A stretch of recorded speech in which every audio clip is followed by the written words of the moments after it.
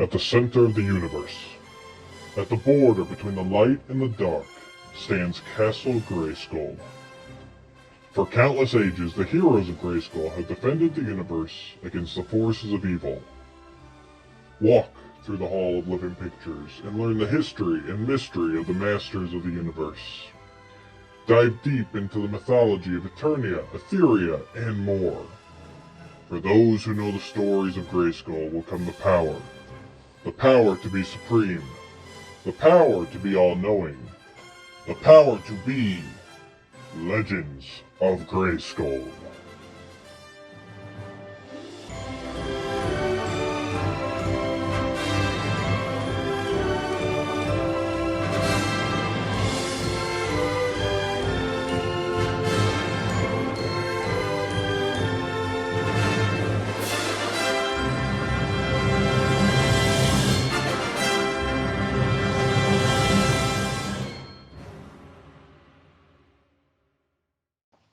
Hello everybody and welcome to episode 46 of Legends of Grayskull, the fan podcast where we discuss the history, the mystery, the magic, and mythology of He-Man, She-Ra, Eternia, Etheria, Nordor, Primus, New Adventures, Old Adventures, Ladybird, Golden Books, comics, mini-comics, origins, classics, anything and everything you can think of with that He-Man, She-Ra, Masters of the Universe, Princess of Power, that Mattel logo down in the corner.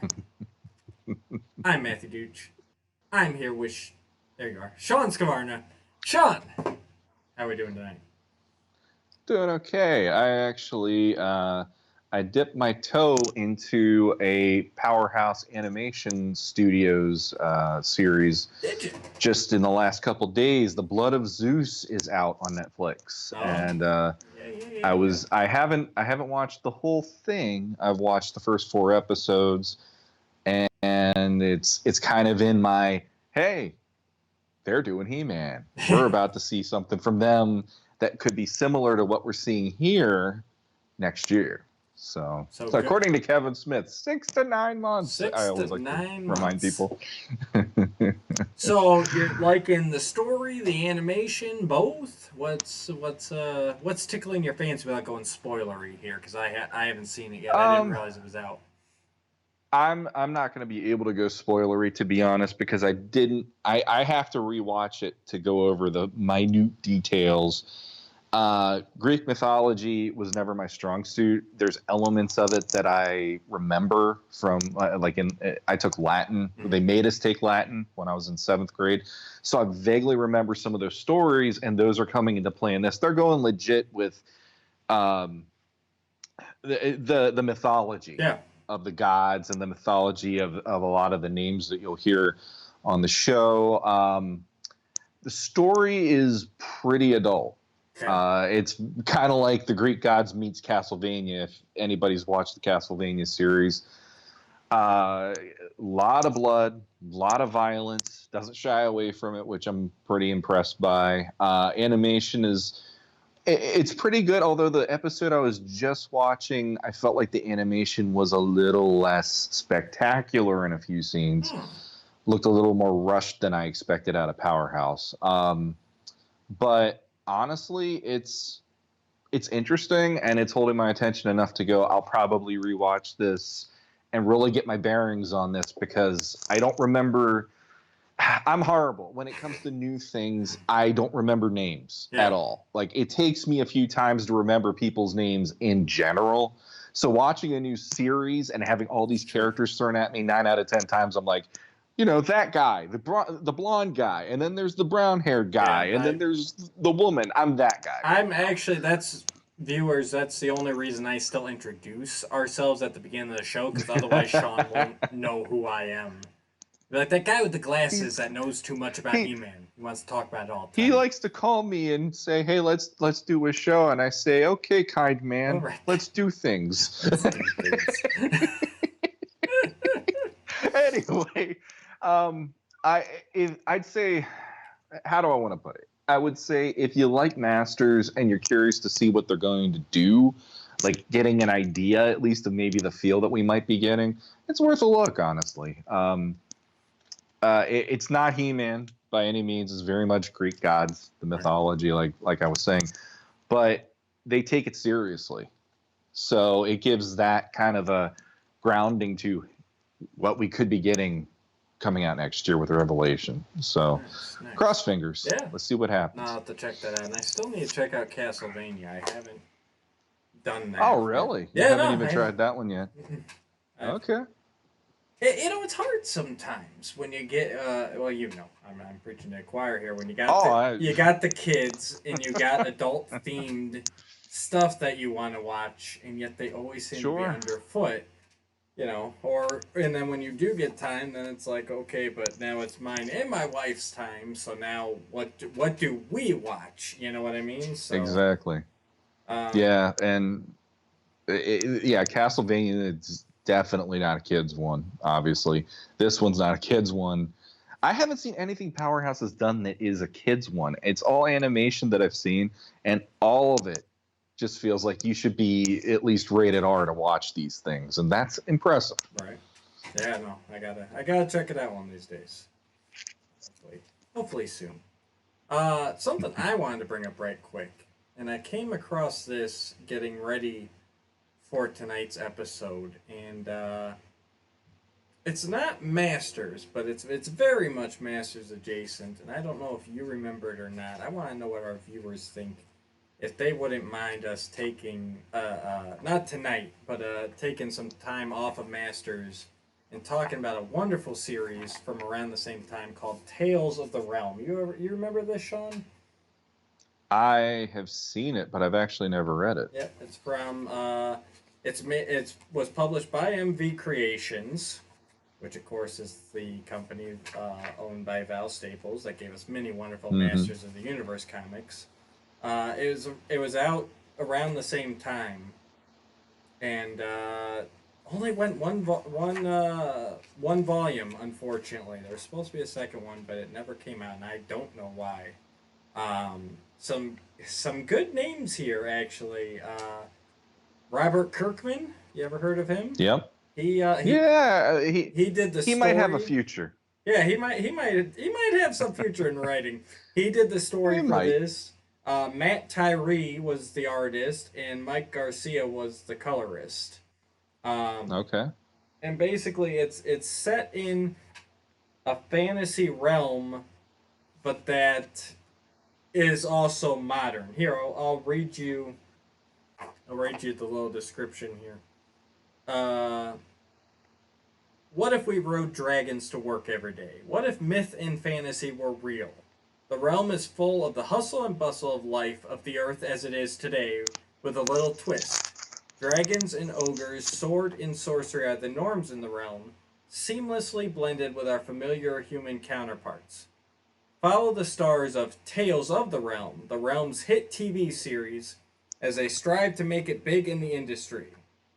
What adventures await them as they move toward the big screen? And that's basically it. It follows these three actors who star in a fantasy TV series as they get sucked into a real world to them adventure. So, kind of the Three Amigos, but with fantasy magic and awesome creatures. It's a very good read if you guys haven't read it before. Interesting.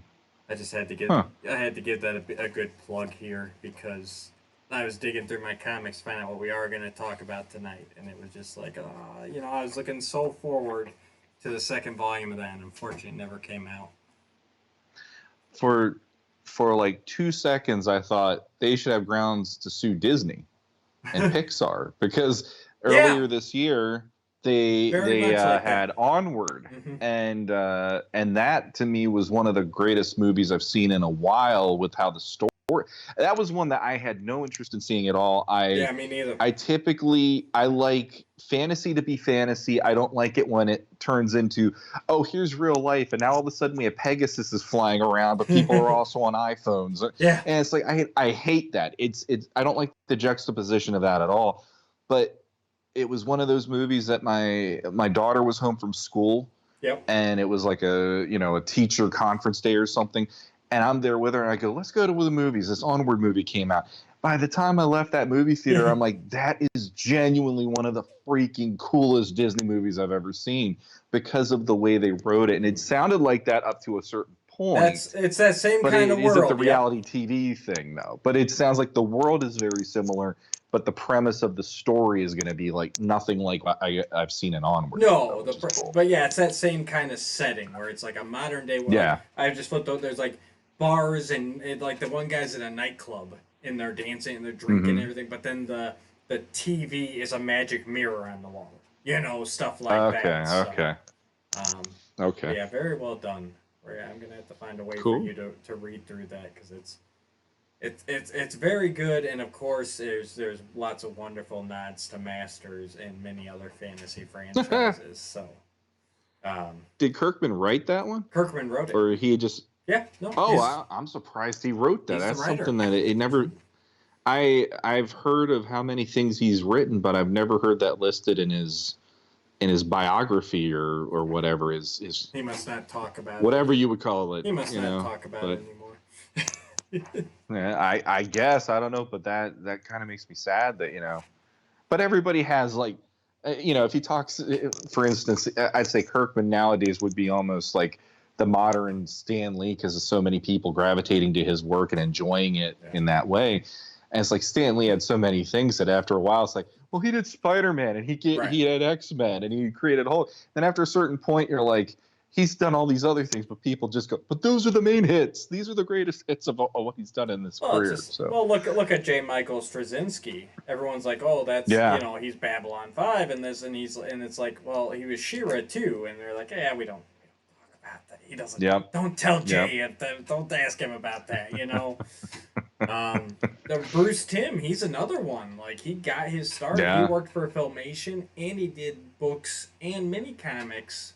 And that was like his entry into the business. But I mean, but if you ever read anything about him, it's Bruce Timm, creator of Batman the Animated Series and Justice League, and you don't put animator at Filmation or mini comic artist or anything like that. So, which is unfortunate. And his He-Man, especially in that Horde record book, the one that he did in that's up there with like the Alcala He-Man for me. Oh yeah, like it's so good what his take on Masters is, and then, and the thing is now he does them looking like the JLU or the Justice League and the Batman anime. And for me, I'm like, I don't like that. It's too simplistic. The way he did it in that book was the best version of cartoon meets the action way I was playing with these figures and stuff. So yeah, he made a mark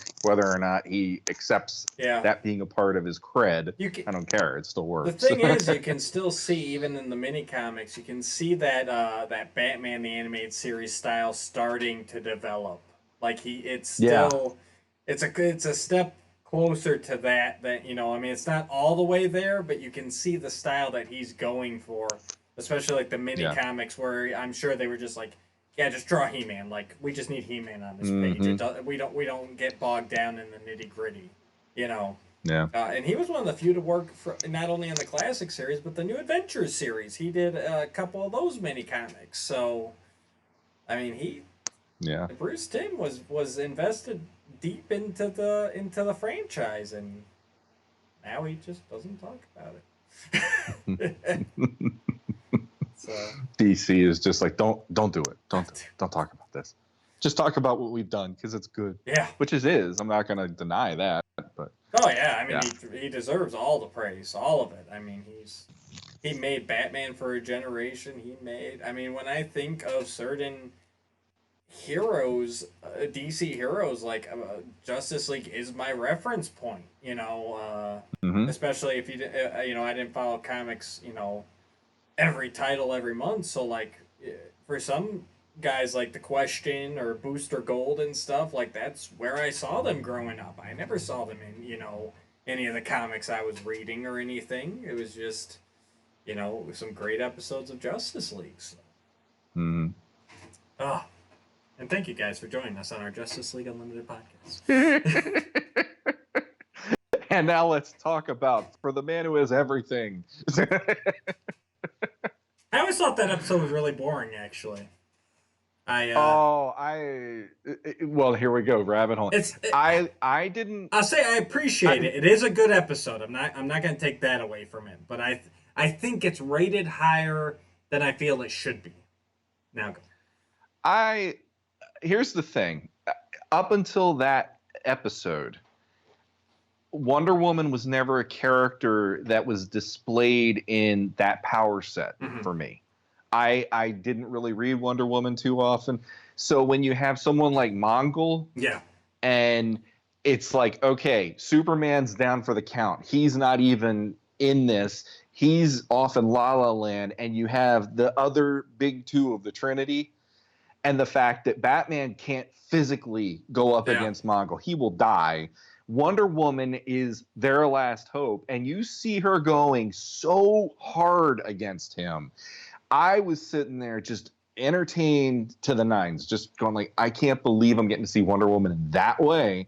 And then you even have a moment where Batman says, please, because he knows if Clark doesn't snap out of this, they're screwed. Yeah. I love it because Batman barely ever does that. And that was just so cool. And the minute that you get Superman back in that episode and the whole, you took everything from me and it burn, and he shoots him with the heat vision. It's like, holy crap. Like they pushed it to a level that I was never exposed to. Right. It's not like I wasn't ready for it, but they did it in such a great way on that episode where I was like, whoo.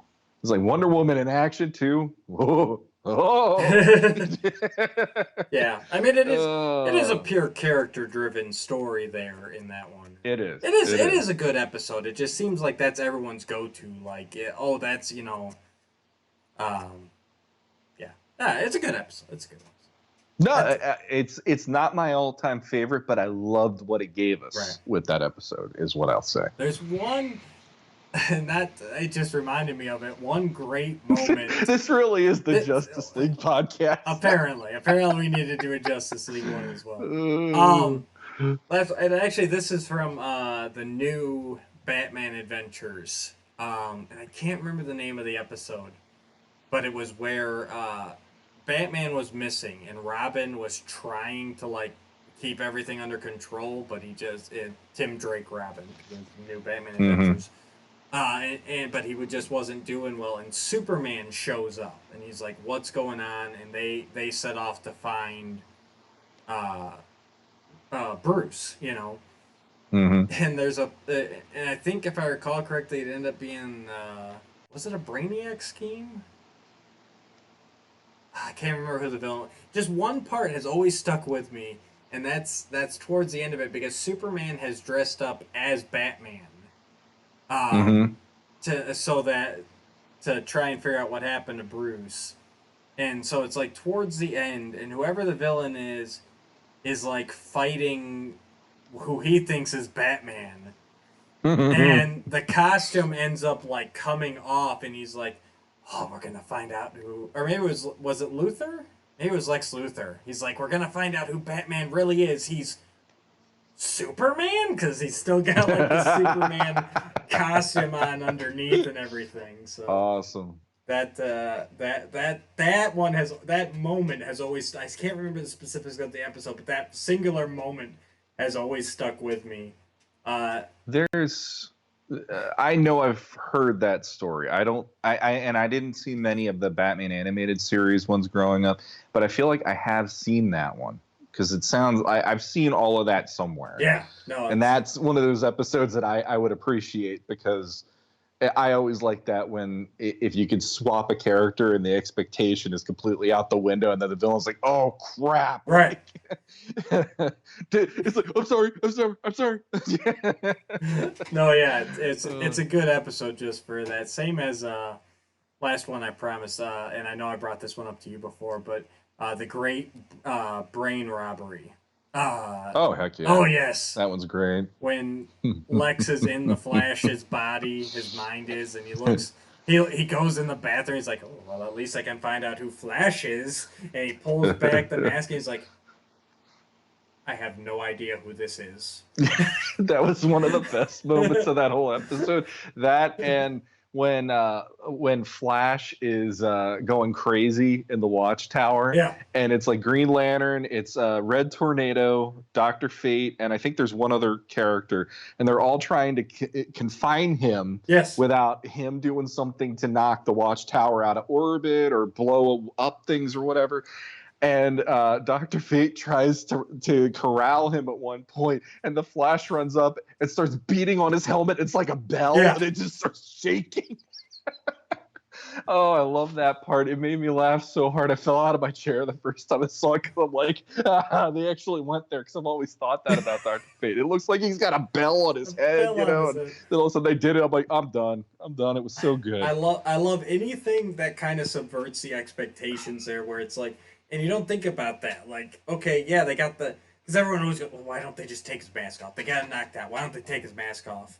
And it's like, you know, you never think about that. And for them to go there and be like, yeah, Lex Luthor would have no idea who Wally West is. Like, that, it doesn't even come up. They're not from the same town or anything, you know? It's like... Mm-hmm.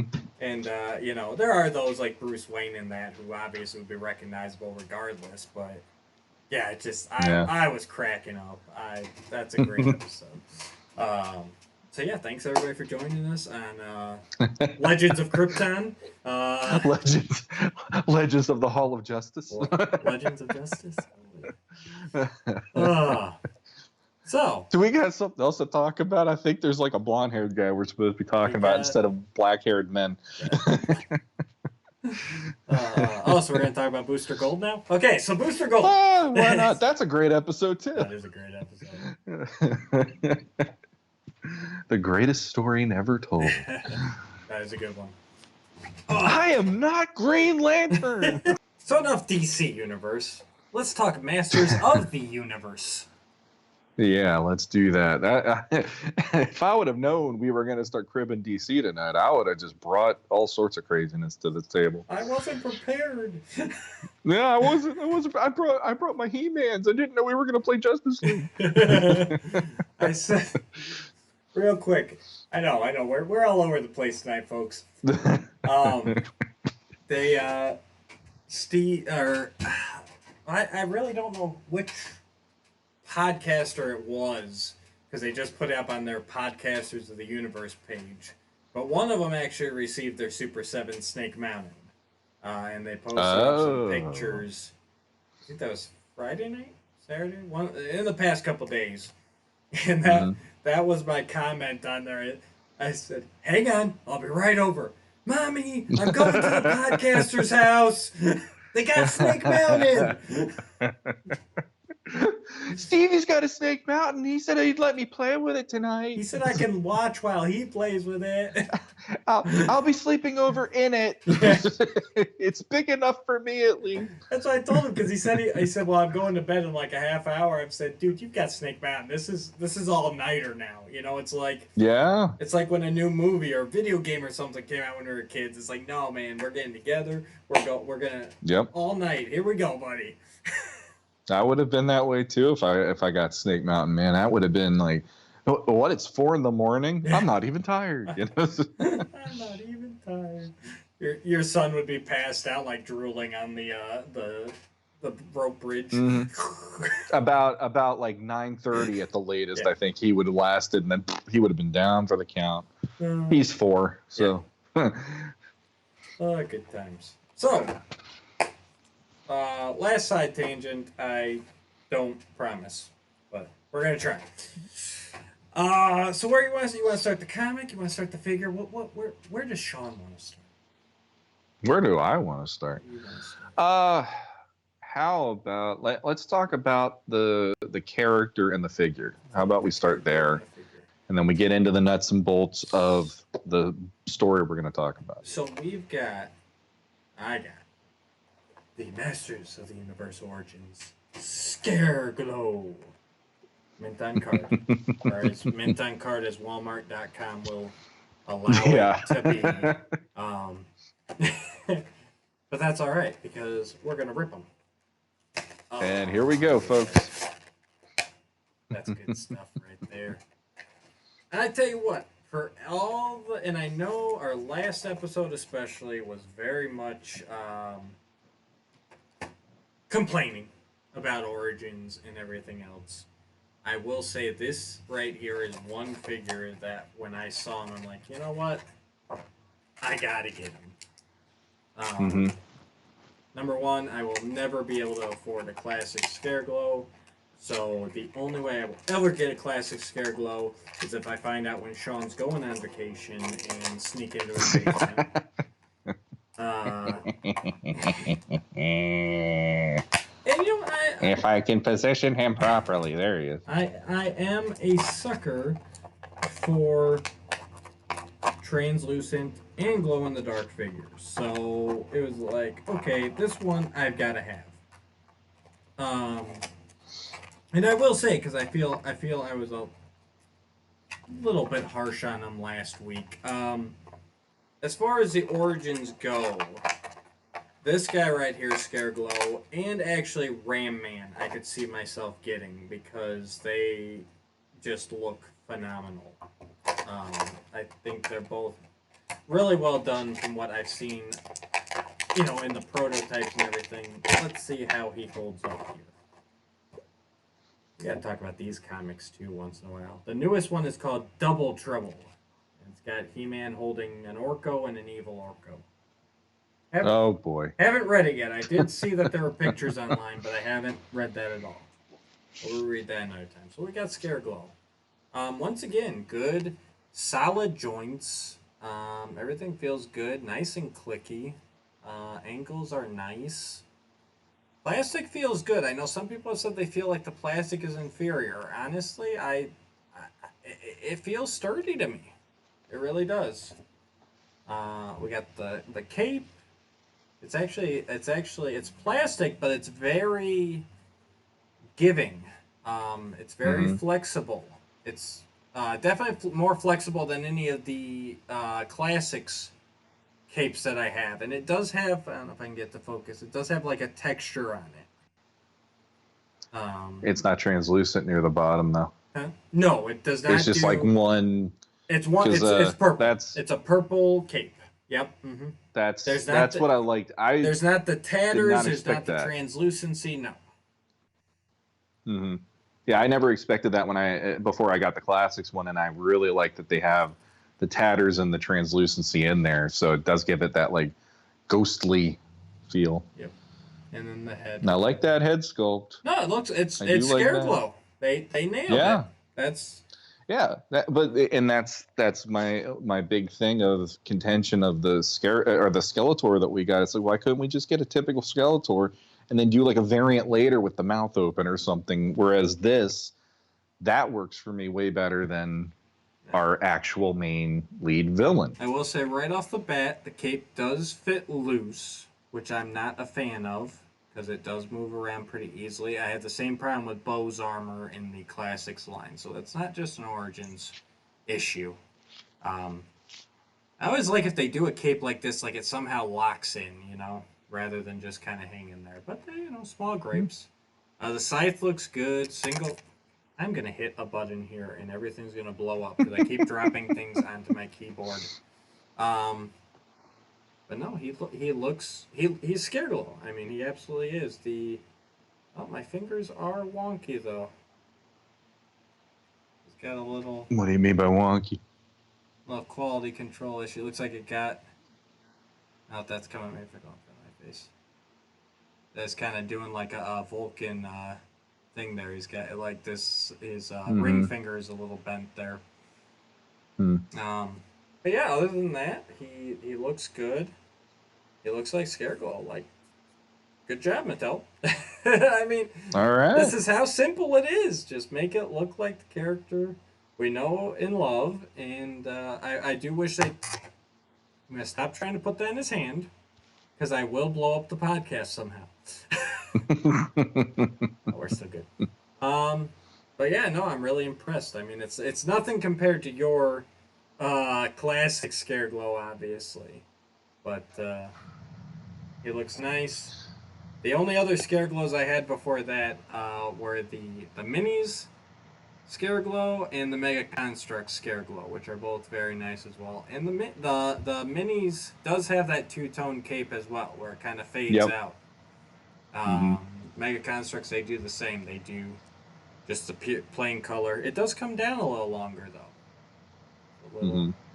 A little longer, a little more purple. This one's got a little more red in it. Hmm. I wonder if I can get. Yeah, he's the one that when they started announcing the waves. Oh, here we go. The glow in the dark test. I might have to go turn off the other light. And then Scareglow will be hosting the rest of the episode. That'd actually be kind of cool. We should do that. Ugh.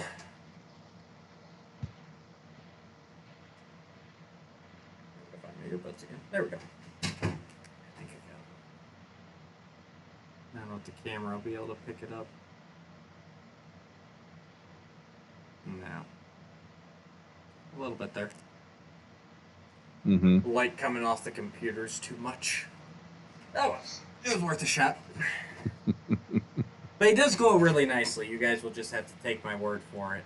Because he was glowing in the package last night. So he definitely gives off the brightest glow of the three of these guys. He should, because he's bigger than all of them. Yeah. So, for me, Scareglow as a character is one I didn't even know about. Excuse me, I didn't even know about him until the late 90s with He-Man.org and everything else. So he really never held a place nostalgia-wise for me.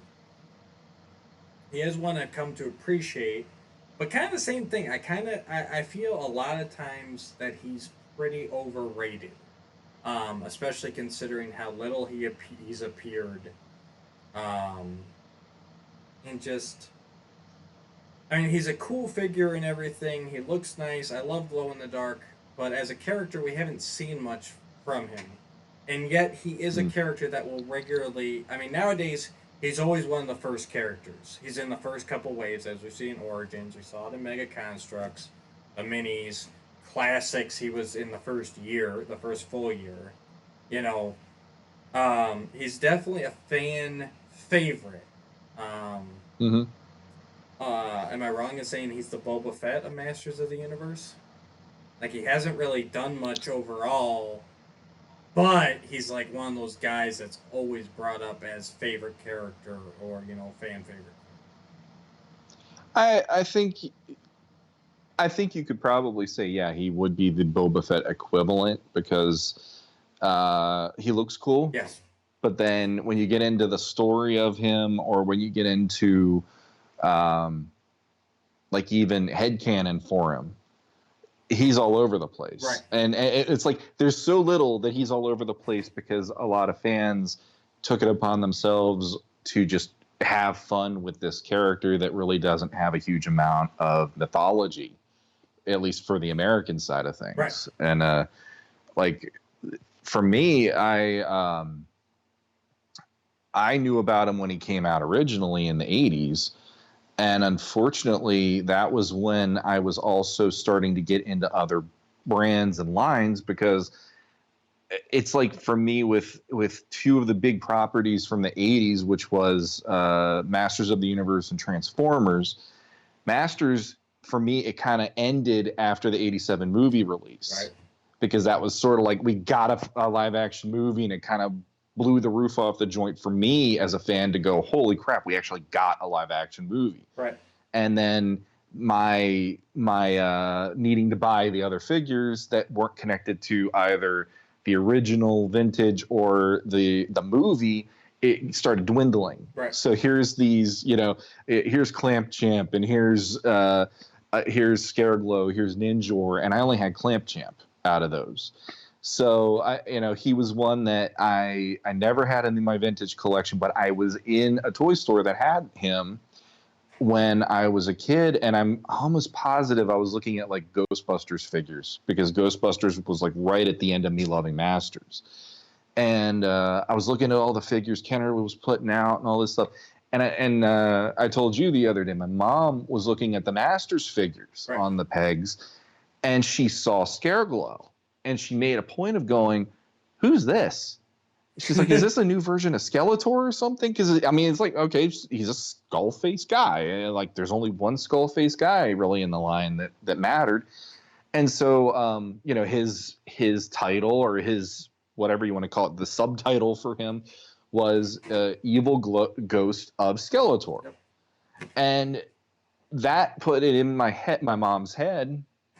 Exactly, with the retro play.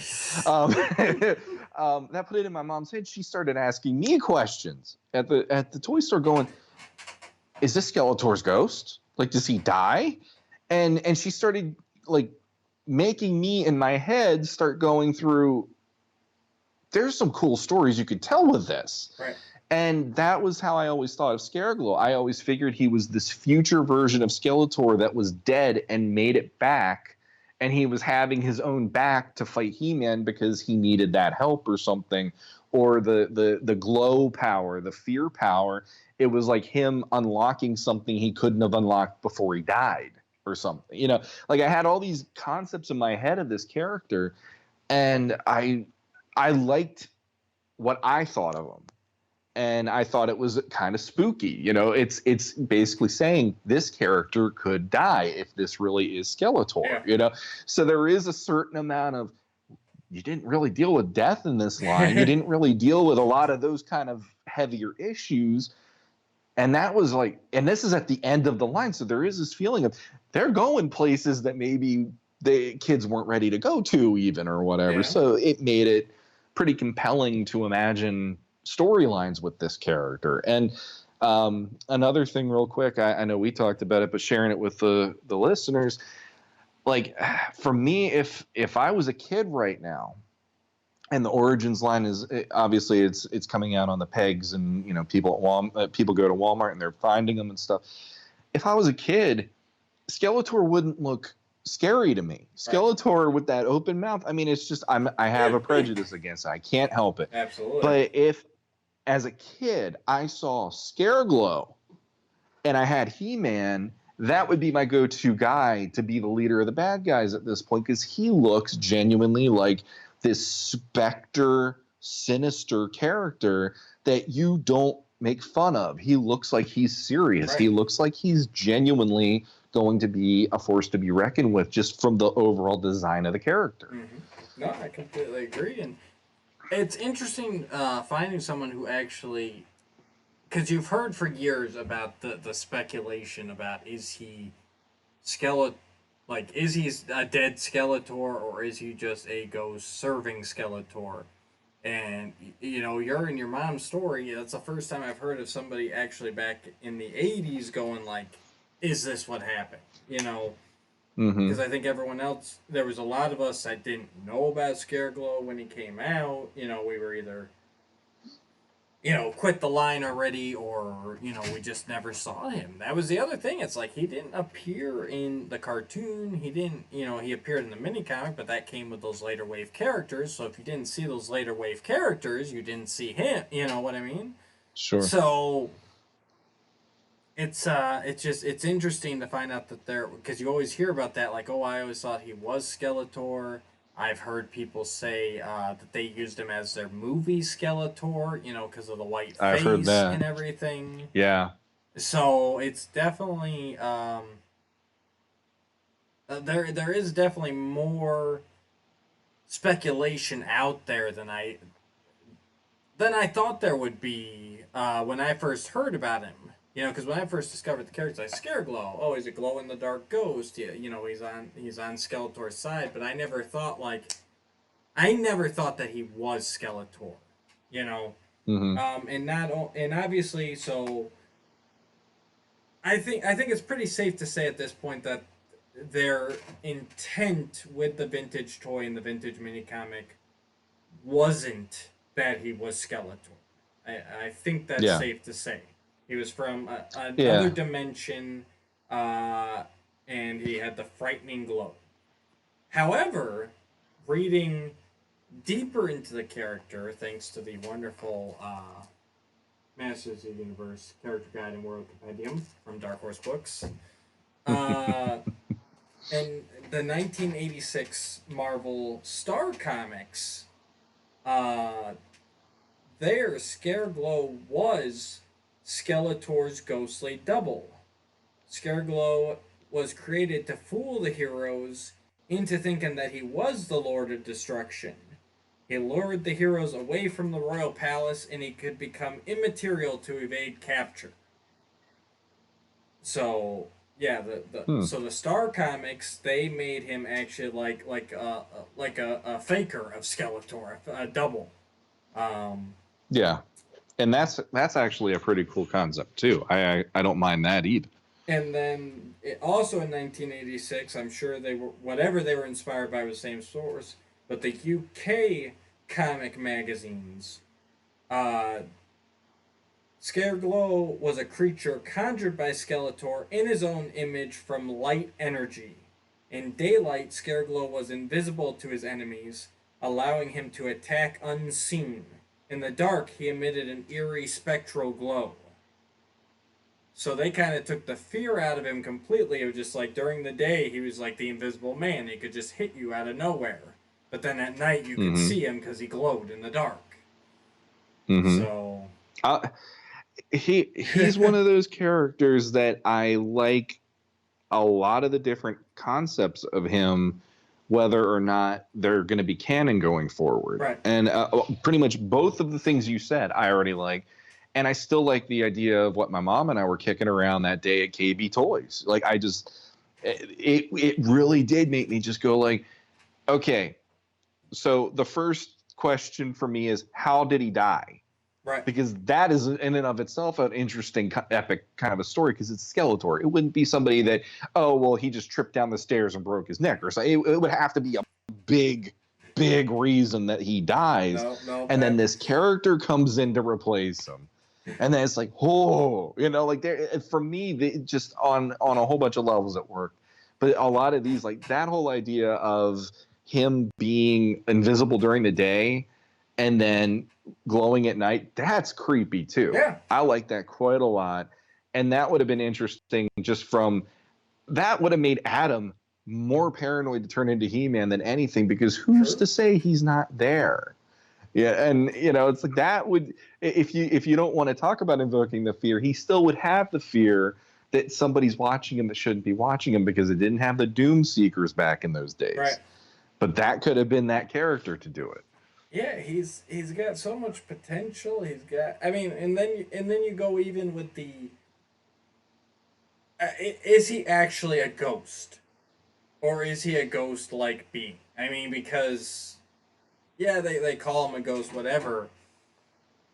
But does he actually have to be a ghost in your opinion, or could he just, or was he? I mean, like in that first vintage mini comic, he just he's pulled from another dimension.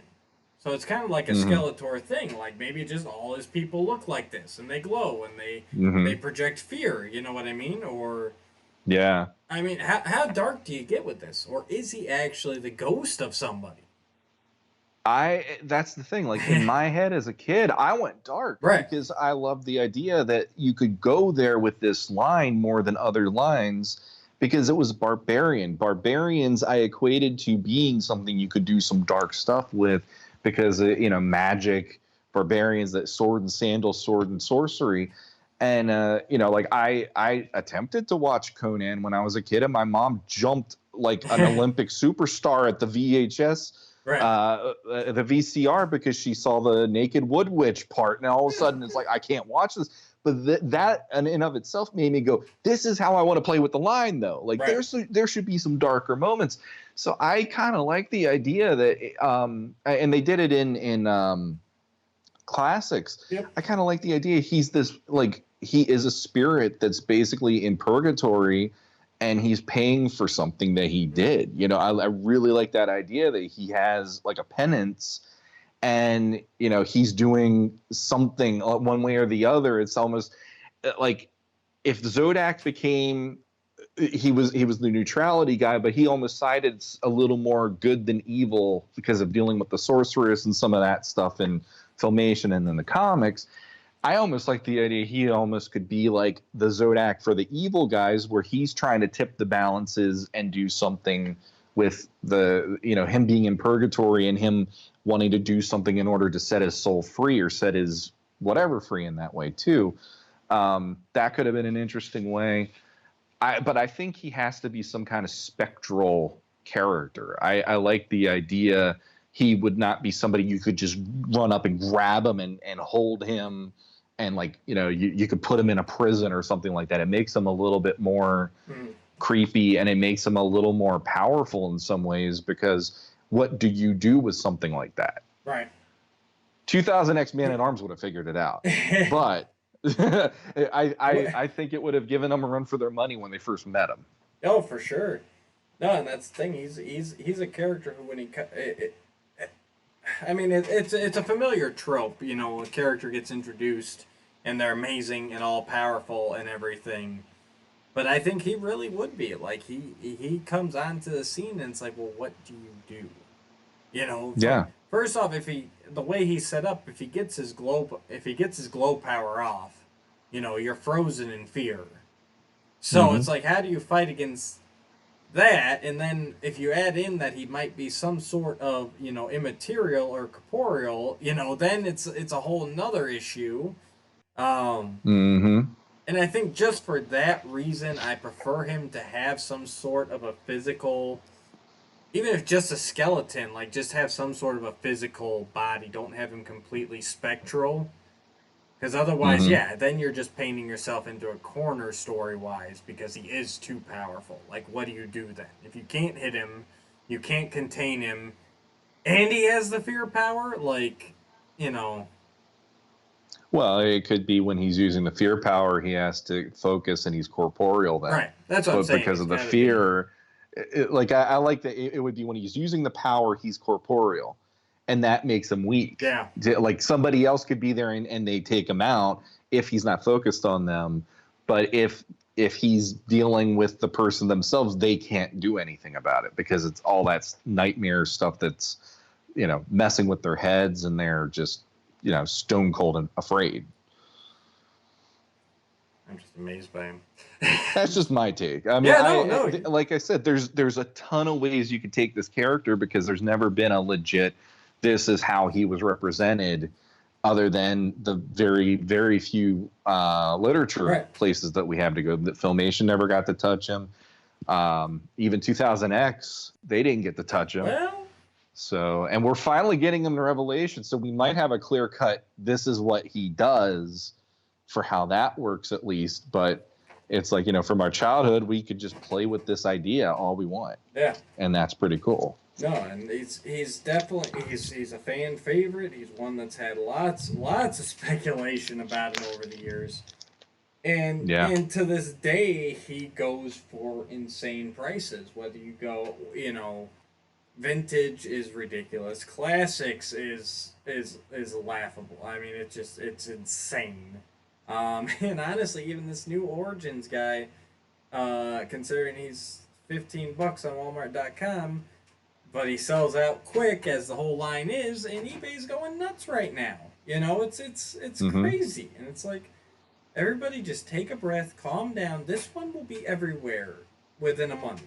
Like, they have shown that they are filling these pegs very nicely eventually. I did finally see some He-Men's at my local Walmart. They finally got a good fill of them in. Okay. So I assume Wave 2 is along the way. And after December, guys, it's not just Walmart. They'll be at Target. They'll be at the mom and pops, the comic book shops. Everybody is able to buy these from Mattel after December. That's when the Walmart's exclusive lead runs out. So, and then Mattel can say that they're sorry for doing a Walmart exclusive lead to this line for people that have been driven crazy. Because real quick, I found it funny that there have been fans posting over the weekend, oh, I got Scareglow and I also got a box of meat somehow. Like there's all these random things that are showing up in these boxes, or they aren't even getting their Origins figures and they're getting, here's socks, but it says I'm supposed to get Origins, or whatever. And it's like, Walmart, man, you are, yeah. Or when I saw one where they apparently just ran out of figures, or they were just throwing whatever as long as it said Master of the Universe, because it's like, well, I ordered 2 Trap Jaws and I got 2 Man at Arms. It's Yeah. like, well, it says Master of the Universe at top, so yeah, at least you got something in the right category. Exactly. And then the one that I found that I love, I think it was just today, is somebody goes, hey, I love my Scareglow, and here's Scareglow on the card. It says Scareglow, and it's probably everything Scareglow, but then it's Manny Faces. Yeah. And it's like, okay, like, I'm going to say this real quick. For anybody that had a big problem with Super 7 and said about the quality control or said about whatever it was, it's like, Mattel isn't helping themselves in doing any favors with how some of this stuff is going with Origins from the QC perspective. Even with, okay, here's how did Manny Faces get a Scareglow card back, or how all of this kind of stuff. It's like, okay, so well, and that's something interesting too, because is it that the quality control's getting worse, or because of the internet we recognize it more? Because, I mean, that kind of card back errors and stuff like that, I mean, that's been going on for a long time. I remember, back in the day with my buddy seeing like an upside down Raphael on card. The 2000X line in one of the Snake Men repaint waves, all of their Beast, I think it was Beastman, the repaint Beastman, all of them had Merman name inserts in them. Like the whole wave did. So, but yeah, there has been a lot of miscarded figures popping up on the internet here, but I don't know if it's any more than what usually happens.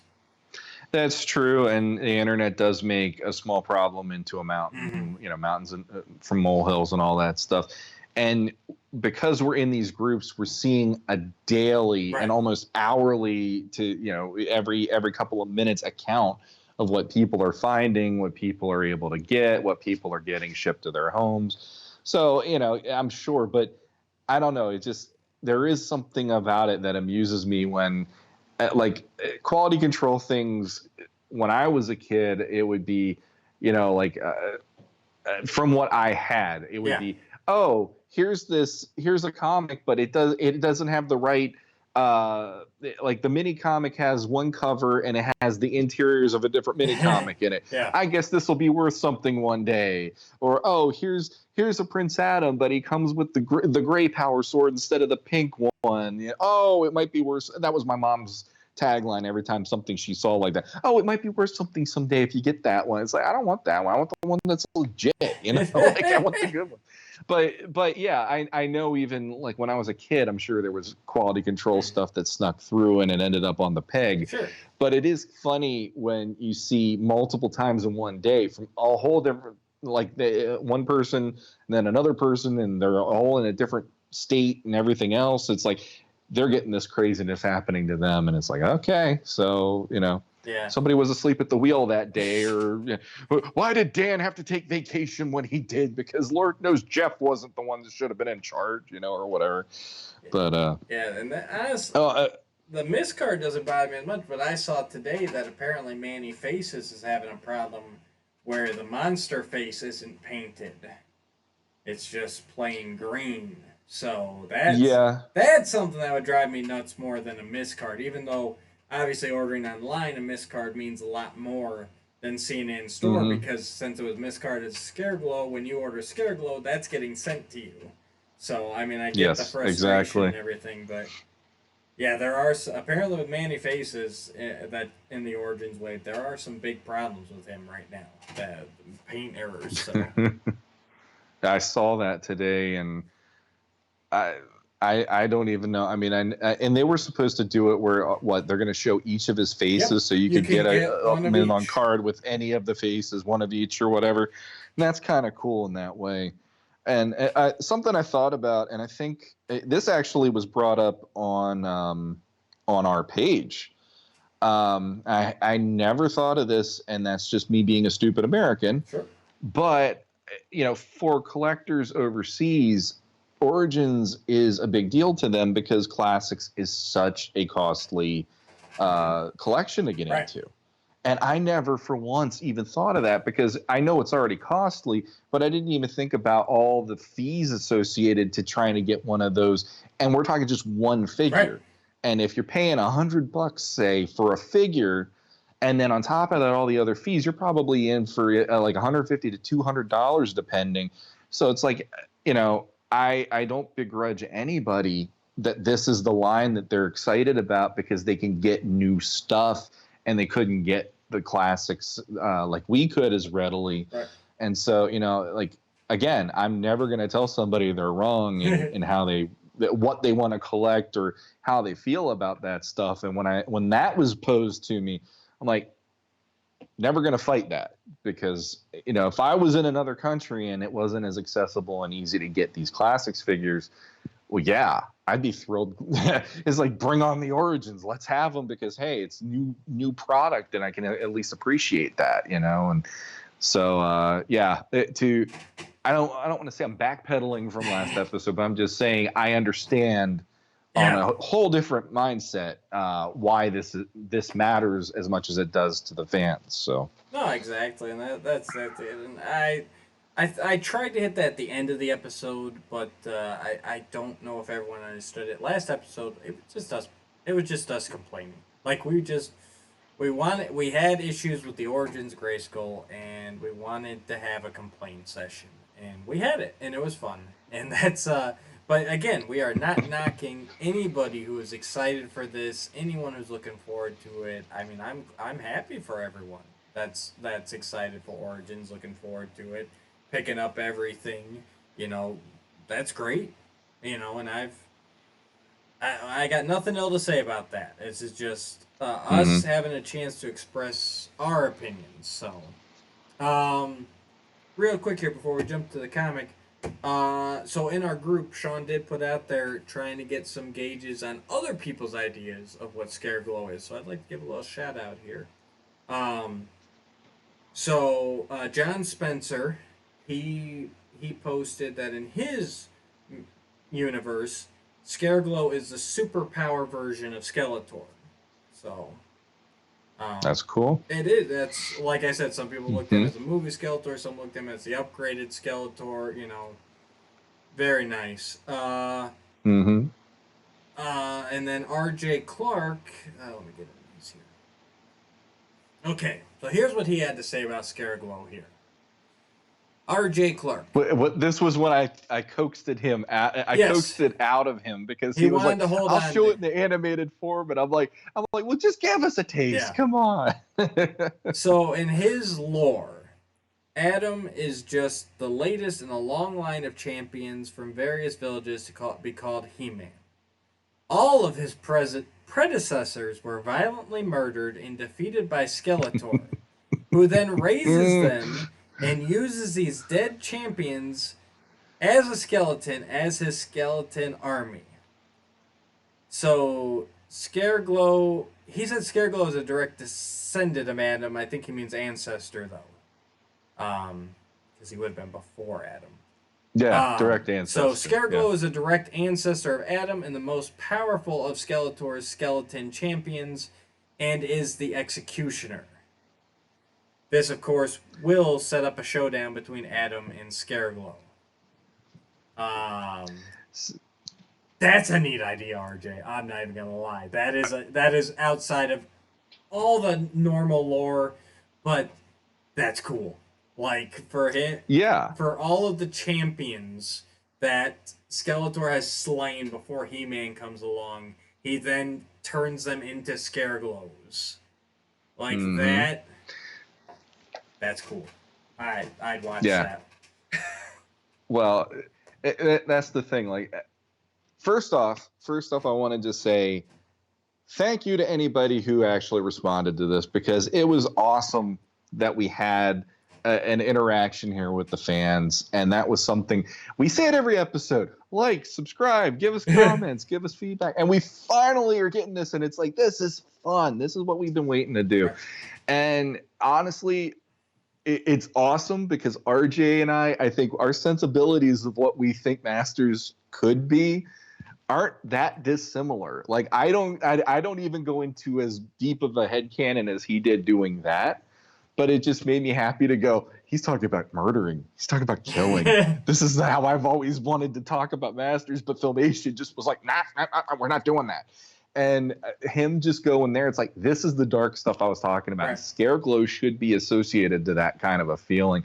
So RJ, I think as a person, is somebody that I am just excited to hear what he has to say now. If he answers more, Yeah.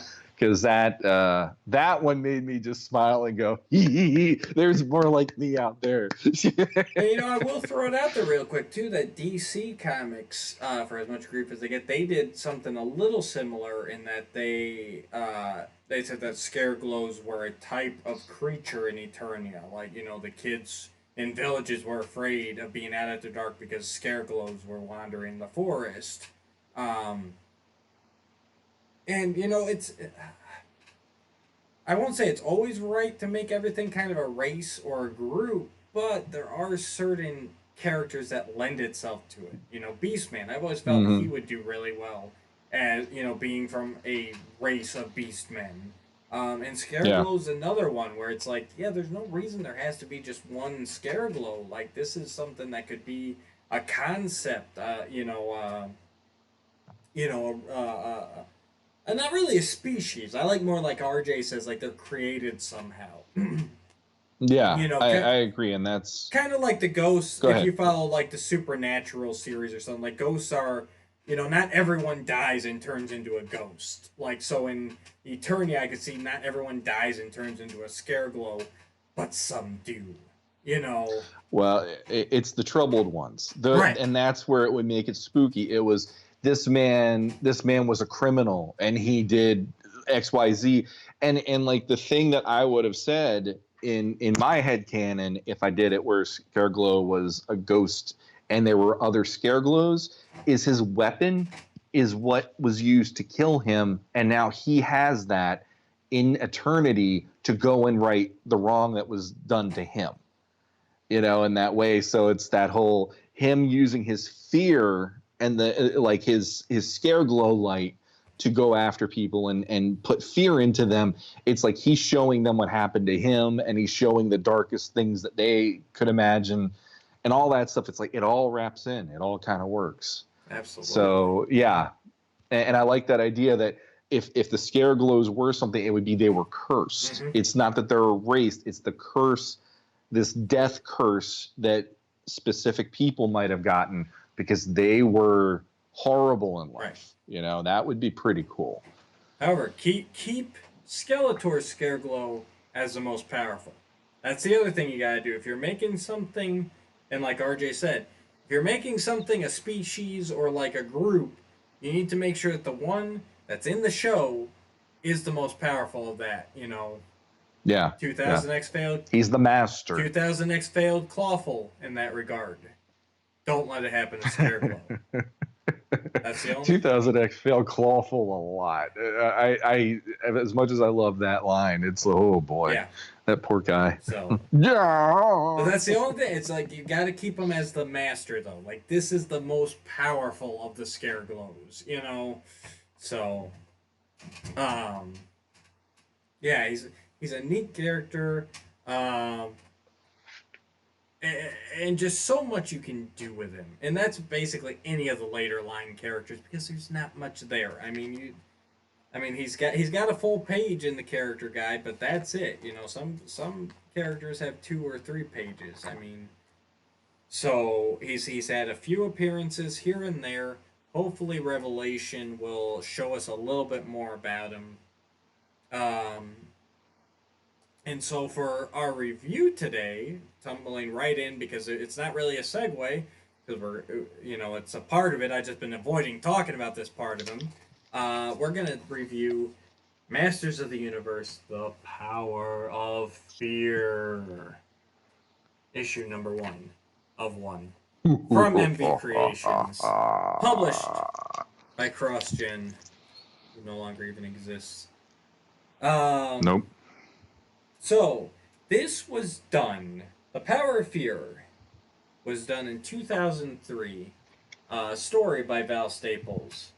Emiliano. Oh my god. I am sorry, Emiliano. That was not. Let me get a drink here. Sorry, I got a frog in my throat. Emiliano Santalucia and Enzo Fontana were art.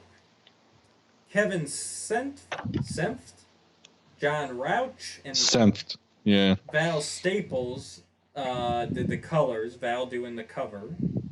Shane Corbett was the color assist. Robert Kirkman did the lettering.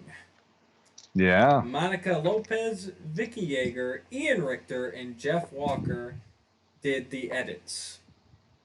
And then also published in here was Hope, which was a story from 2002.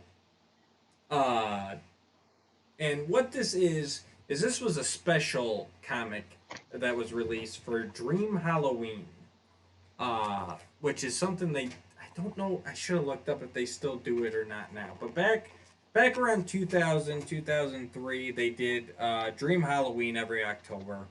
It was put on to help the Children Affected by AIDS Foundation. And all proceeds from the comic went directly to that organization. And so Power of Fear was the 2003 story. They sold this in comic shops, and all the proceeds went to children affected by AIDS. Now there was Hope was the 2002 story that MV Creations did for Dream Halloween, but that one wasn't released to the public until now. What that was, if I recall correctly, was that it actually went to the kids in the hospital, if I'm remembering that correctly. And so that is in the tail end of the book. So you actually get two stories here. All proceeds went to help children affected by AIDS. Great cause. And this book got MV Creations in a lot of trouble. Which is very interesting because it has Ian Richter as one of the editors. Yeah, I was thinking that just now. And looking back in the back here, there's a little letter here about Dream Halloween from the guy Joe Christina. He founded the Children Affected by AIDS Foundation. And he says that he is an HIV positive executive at Mattel Incorporated. And his whole thing with Dream Halloween is finding a way for the children's toy and entertainment industry to help these children and families that are struggling with the day-to-day reality of HIV and AIDS. So that's why he set up things like this Hope comic that to give out to children in the hospital, and set this up, to help raise money to help these kids. So you've got a Mattel executive and Ian Richter, who was in charge of He-Man at Mattel then, helping to put this comic out, and they got in trouble for it because they used Scareglow. And Scareglow was not on the approved list because Mike Young Productions or the Horsemen had not reintroduced him yet. Basically, that's what they went with. Is unfortunately, one of the limitations of the comic was that they weren't supposed to introduce any character that had not either been shown in the show or that Mattel was coming out with as a toy. So, I just it to this day it boggles the mind as to how, and it's I don't want to harp on it long, but just going back to the inconsistencies of Mattel throughout the years. It's like you got your guys on this, and yet this makes it all the way to print, and then afterwards it's like, and I think they just got a slap on the wrist. It's not like, the issue wasn't recalled. They still had issues after this, so it's not like everything, which I think this was right at the same time as MV Creation was doing their Rise of the Snake Men miniseries, and then they had a whole volume after this. So it's not like it destroyed Mm-hmm. it or anything, but it was definitely a like, oh, we shouldn't have done that, you know. But it's just Mm-hmm. it's a weird situation. Yeah. I didn't look. I looked at the credits when I read it last night, and I was just like, Robert Kirkman. Yeah. Robert Kirkman. And it's like the Ian Richter thing didn't even register with me, but now it's like, yeah, he's kind of key to this whole line back in those days. So, And what you gonna Emiliano do? and Enza, they did the art on everything, you know, back then. Yep. So Yeah. yeah, no, but it's a good story. It's a decent story. Unfortunately, I did not have a chance to scan it, guys, so I'm not gonna have it up on the screen for you here. But you can just listen along with us. If you want to check it out, go check out He-Man.org. I'm sure it's up there. Um, but it's a pretty basic story. It builds off some of the stuff that's already come in the previous MV Creations comics, where Skeletor's finding the means to teleport and to transport warriors from other dimensions. He's tired of encountering He-Man, and so he brings the villainous Scareglow from another dimension and sicks him on He-Man in the Heroic Warriors. Or, I'm sorry, the Masters of the Universe. We're in 2000X territory now. Mm-hmm. And it's He-Man, Teela, and Man-at-Arms just facing their fears with Scareglow and overcoming them. Um, but yeah, starting off here, I love the banter. Val and company, they always got the tone right in this, you know. I love Skeletor's line in the beginning here. He goes, "He's in Eternos, I find He-Man. In the Evergreen Forest, I find He-Man. At Castle Grayskull, I find He-Man. Why do I always encounter He-Man?" And Beastman just goes, because he always outsmarts you?" And Skeletor just blasts him. It's Well, that very 2000X. No way around that. I love it. mm-hmm. Oh, but him laying out his plan here. He summons forth. You know, he's saying he's going to take the greatest warriors from anywhere in the universe, which we've already seen. That's basically how he got Scareglow and Ninjor in the search for Keldor as well. Yeah. And I like what they did with Scareglow here. I like how they did it where his skeleton only shows when he's actually using his fear power. And Yeah. otherwise, he's just got like a grayish black body. Mm-hmm. Which is a neat idea. It definitely helps differentiate the two. His update looks awesome. They gave him an oversized scythe, um, I love that scythe. a ridiculous collar at some points, and a very fun. Egyptian mummy. He's got the bandages for the loincloth and for the gauntlets and everything. Mm-hmm. Very nicely done. Yeah. But yeah. Yeah, I really love his design. I like again, 2000X for me is such a great it's a great place to go for what the designs could be updated, because even now a lot of those designs still hold up, and it's been 20 years practically, you know, and it's like the Man-at-Arms from that, even Skeletor in that, a lot, Zodak. I love the look of Zodak in that series, and Scareglow. If he would have been a figure, oh yeah, he would have been on my shelf. Oh, absolutely. It's a shame they never got to him. Yeah. And I love what they did here with, you know, he starts his pure powers, Stinkor. He's got soap and bubbles and washcloths and everything, sponges all around him, and he goes taking off. Scared to death. Yeah. Yep. I love it. And I do like that Scareglow steps up on Skeletor with his power going, and Skeletor's just like, "I possess no fear," and he just strikes him down. That's interesting. I mean, you think everybody would have to have some fear, right? But it's putting Skeletor as the alpha dog, which I like. Yeah.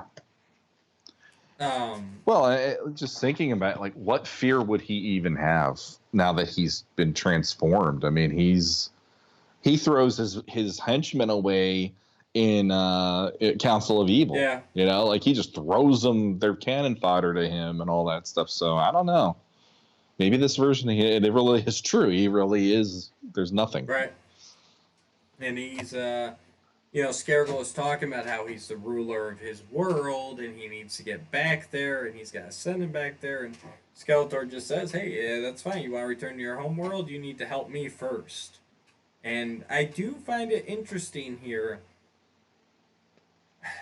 They definitely never talk about Scareglow potentially being a version of Skeletor. But they do the speech bubbles the same. I don't know if you notice that. They both speak like Skeletor in the comics always speaks with that little red border around it, like kind of, showing that he's got that spookier voice. And Scareglow has the same thing. So that's, I don't know, read into it what you will, but it's interesting that they went with that. So, and then we get to the jungle here, and Adam, Man-at-Arms, and Teela are testing a new attack track, which is very much an updated version of our vintage attack track, which is a shame that never made it into the cartoon series or anywhere else, because it's a very nice upgrade. Definitely. It had the mix of upgrade and also the model kit. Yeah, with the top and everything, very much the model with kit. The top, yeah. Mm-hmm. It would have been nice to see another MYP updated the Wind Raider, but they never did the attack track. And they talk about Dragon Walkers here too, which I don't think they actually meant the 2000X Dragon Walkers. If I got my timeline right, this was published before that episode aired, so I think it's just a throwaway nod to us vintage fans. Probably. Just to make us feel cozy. Right. And I like this, and of course Scareglow appears. Adam's told to stand back, so he's like, sure thing, and he takes off into the forest so they can transform. And I like this turn it on the head kind of thing, because he shows up and Scareglow goes like, I'm from a world other than your own. You have created a number of complications for the one called Skeletor. I am here to see that such problems never occur again. And Teal's like, I don't know who you are, what you're talking about, but Skeletor's evil. He's misled you and trying to, turn it on there, the typical thing. And Scareglow's just like, you know what? He says, to be honest, I cared little about the matters of Skeletor or with who his trifles concern. He's like, I don't care, lady. I just need to kill you, take care of you, so I can get back to my homeworld. Like, that's all I care about. Basically, Skeletor is the epitome of, I wasn't even supposed to be here today. Right. But then he turns on his full glow. And I find it interesting that the fears that they went with here, especially the Man-at-Arms, this isn't anything that I'd ever really thought of up until this point for Man-at-Arms, I mean, obviously he is a father figure and an older character, but yeah, I never thought about it being that his greatest fear could be that his body is just old and weak and he can't keep up or do what he needs to do. Mm-hmm. I never thought of it myself until reading this. Yeah. And then I'm like, that makes perfect sense. And I felt, because like when he introduces himself, I'm like, well, what would be their fear? Because Teela being who she is, she's usually going up against things that most people would be scared to death of, right. And like Man-at-Arms has seen a lot of stuff in 2000X. Mm-hmm. And I mean, hell, in the cartoon, I still love the moment he and Skeletor got to go head to head. Yeah. And yeah, he didn't win, but he went head to head with Skeletor on an episode. And here we are. It's the whole he's afraid of being old and he can't fight. Right. And I liked it. I really did. And I like that you see like the armor falling off of him and he's this really frail old man underneath. And it does have like this Iron Man feeling to it because, you know, Tony being Tony and all that. It's like it works perfectly here in Man at Arms case too. Yeah, no, and that's exactly, and I never thought about the armor that way either until reading this, and it's like, okay, so he's like he's always making these weapons and inventions and everything because he's knowing he's getting older. He's knowing he can't keep up like he used to, and so he needs to rely on the machinery and the mechanics and the inventions. And if those fail, then he's nothing, you know. And yeah, it is an interesting thing. It makes you think in a way that I never have a Man at Arms before. As opposed to Tila's, where it's like this makes perfect sense. Like this, you know, her whole thing is just being a failure, being clumsy, a failure, not succeeding. Like that is Tila. She is so afraid of not being able to, you know, being outrun, outdone, whatever, you know, not being fast enough, not being strong enough, not being, you know, she always pushes herself to be everything for everyone, everywhere she needs to be. You know, that makes perfect sense. But real quick here, honestly, I never thought about Scareglow's powers working in this way. Like they're actually having full on delusions. Adam's watching them, and they're you know, Tila's on the ground like this, and Man Arms is like, you know, covering himself up, you know, where it's like a full blown like a Mad Hatter toxin almost, you know.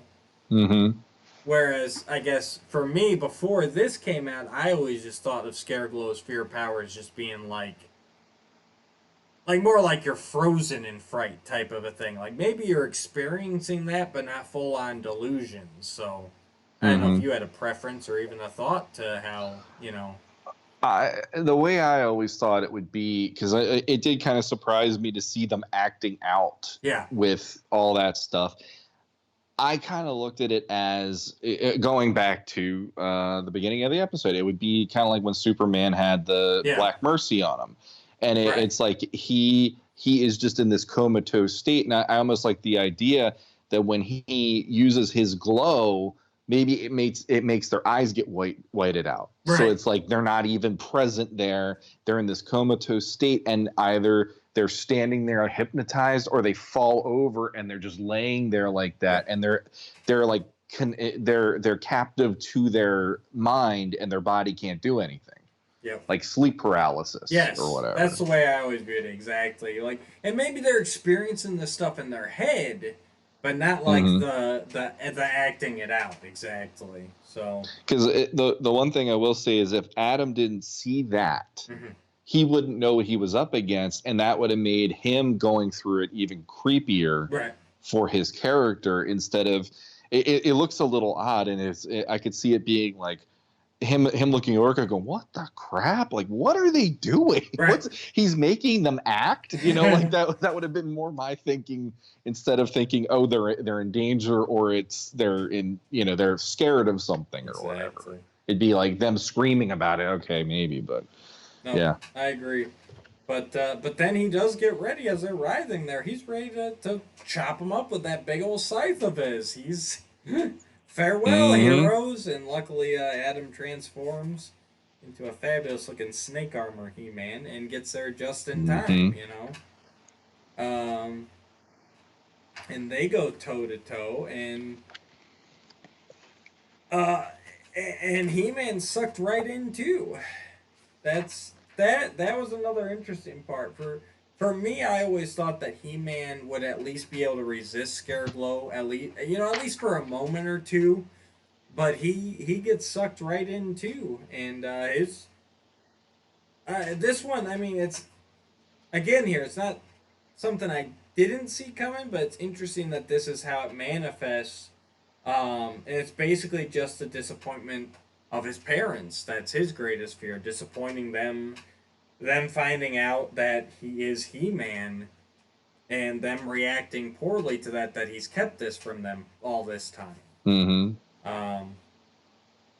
Which makes sense. I mean, it's an interesting visual here with how the king and queen, they turn into these kind of like monster versions of themselves with tentacles and everything. Um, Yeah. yeah, neat visuals. Very nice visuals. I'll give them that. I think in this part it was the bit where I was the most. It would have been kind of cool, even though he just turned into He-Man, to show him as Adam Yeah. instead. And the thing that I thought would have been more, and I get, this is a condensed story. This is definitely not a No. full Mm-mm. comic tale, like you were saying. It's two different stories in one issue here.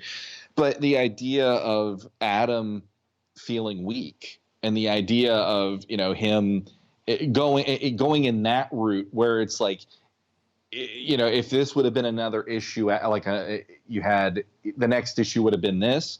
The next issue for me, if I could have wrote it, would have been him looking at who am I as Adam, and the implication of every time there's trouble, I'm always turning it. This would have been Yeah.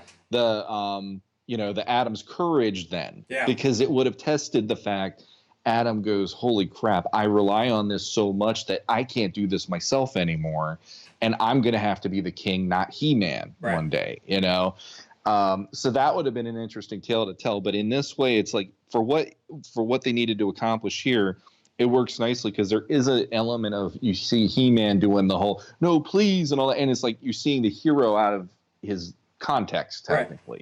Right. Yep. And I like that as well. It makes He-Man have that like uncertainty, which normally he's completely certain going into a situation. Yep, exactly. It's Adam talking, even though it's He-Man, being there. He Yeah. gets to drop that bravado for a minute there when confronted with the disappointment of his parents. Mm-hmm. But luckily, Orko's there, and he's able to get a message to He-Man and snap him out of it. And Scareglow says that no one has ever broken his spell. No one. So this is the first time anyone's actually been able to come out of it once he's got them in his fear power. Mm-hmm. And he's actually able to defeat him pretty easily after that. You get that feeling. It's like, okay, so no one's ever broken out of the fear power, so you're not used to defending yourself, Scareglow. He just sits there. Mm-hmm. He-Man knocks him out, and he's just sitting on the ground like, I've never been defeated. and and so he just takes off, and He-Man's made another enemy. And they Yeah, you help me. yeah. I don't need anyone's assistance. Yeah. He-Man's like, boy. we could have helped you get back home, but you had to attack us, and I don't need anything. Yeah, he's a very cocky character in this. Very used to winning. And then of course you got He-Man covering for Adam, and he's sure that he took off, and he's sure they'll find him on their way home.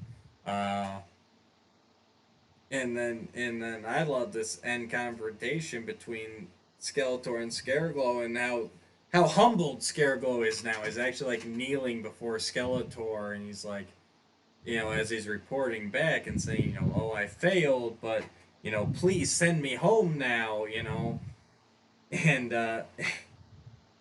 Skeletor says he's not going home because he's got a debt to pay him. Scareglow doesn't feel he owes him anything because he tried to take him down. I love the cockiness of Skeletor. He's like, on the contrary, you owe me for my wasted time. If you want to return to your home world, then you must prove useful to me.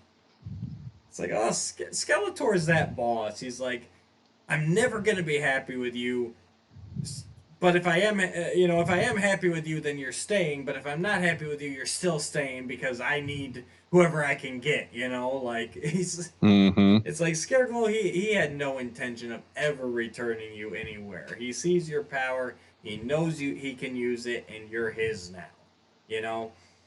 And and Scareglow vows to find his fear, to find Skeletor's fear, because everyone has it. No matter how deep down it is, he will find it. Yeah. And unfortunately, we never see Scareglow again in 2000X. Not in the comics or Yeah. anything. But that's a neat dynamic setup there. Like Yeah. Skeletor sees how powerful he is. He wants to utilize it, and Scareglow is just he's a cocky. Even here he really is a version of Skeletor, as in he's comes from another dimension. He's the ruler of that world, and now he's stuck on Eternia, where he's getting beaten. I mean, you could definitely make the case that right here that Scareglow is a stand-in for that old original mini comic Skeletor. You know, Hmm. and it's Yeah, you could definitely say that. and it's a neat dynamic for Skeletor to be there, going, you're gonna prove your worth to me, or else I'm not gonna send you home. And so Scareglow, he's just like, so now he's just biding his time. He's like, I'm gonna find a way to overthrow you, Skeletor, to find your fear, or maybe I will defeat He-Man and get my way home. But I mean, if you believe Skeletor's actually gonna send you home after that, you're a fool. Hmm. Yeah, I would love to have seen more from this story, and unfortunately, like you said, it's this is the most that we got, and um, like it's the first time within a continuity where there is like here's Scareglow, and this is the first time I've even read the book, so that made it a little more special to me too, Yeah. where it's like, okay, we're using the continuity. It's not like it's the mini comics had that one-off kind of feel. Mhm. But this felt like it would fit into the story at some point. So coming back to this later on, and like 2000X for me was always the stories always had like there'd be an implication that later it's going to be a bigger problem or something, and to see Scareglow, and I mean, it would have been really cool to just have the whole like I know Danielle did the Monster Mash, Yeah. and have all these different like spirit Halloween kind of feeling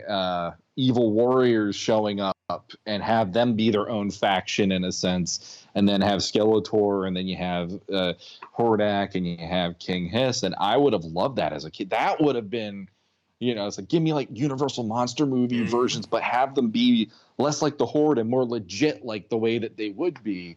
And that Scareglow's deal, holy crap, that would be awesome. So yeah, my mind just keeps going further into what they could have done with this, but Yeah.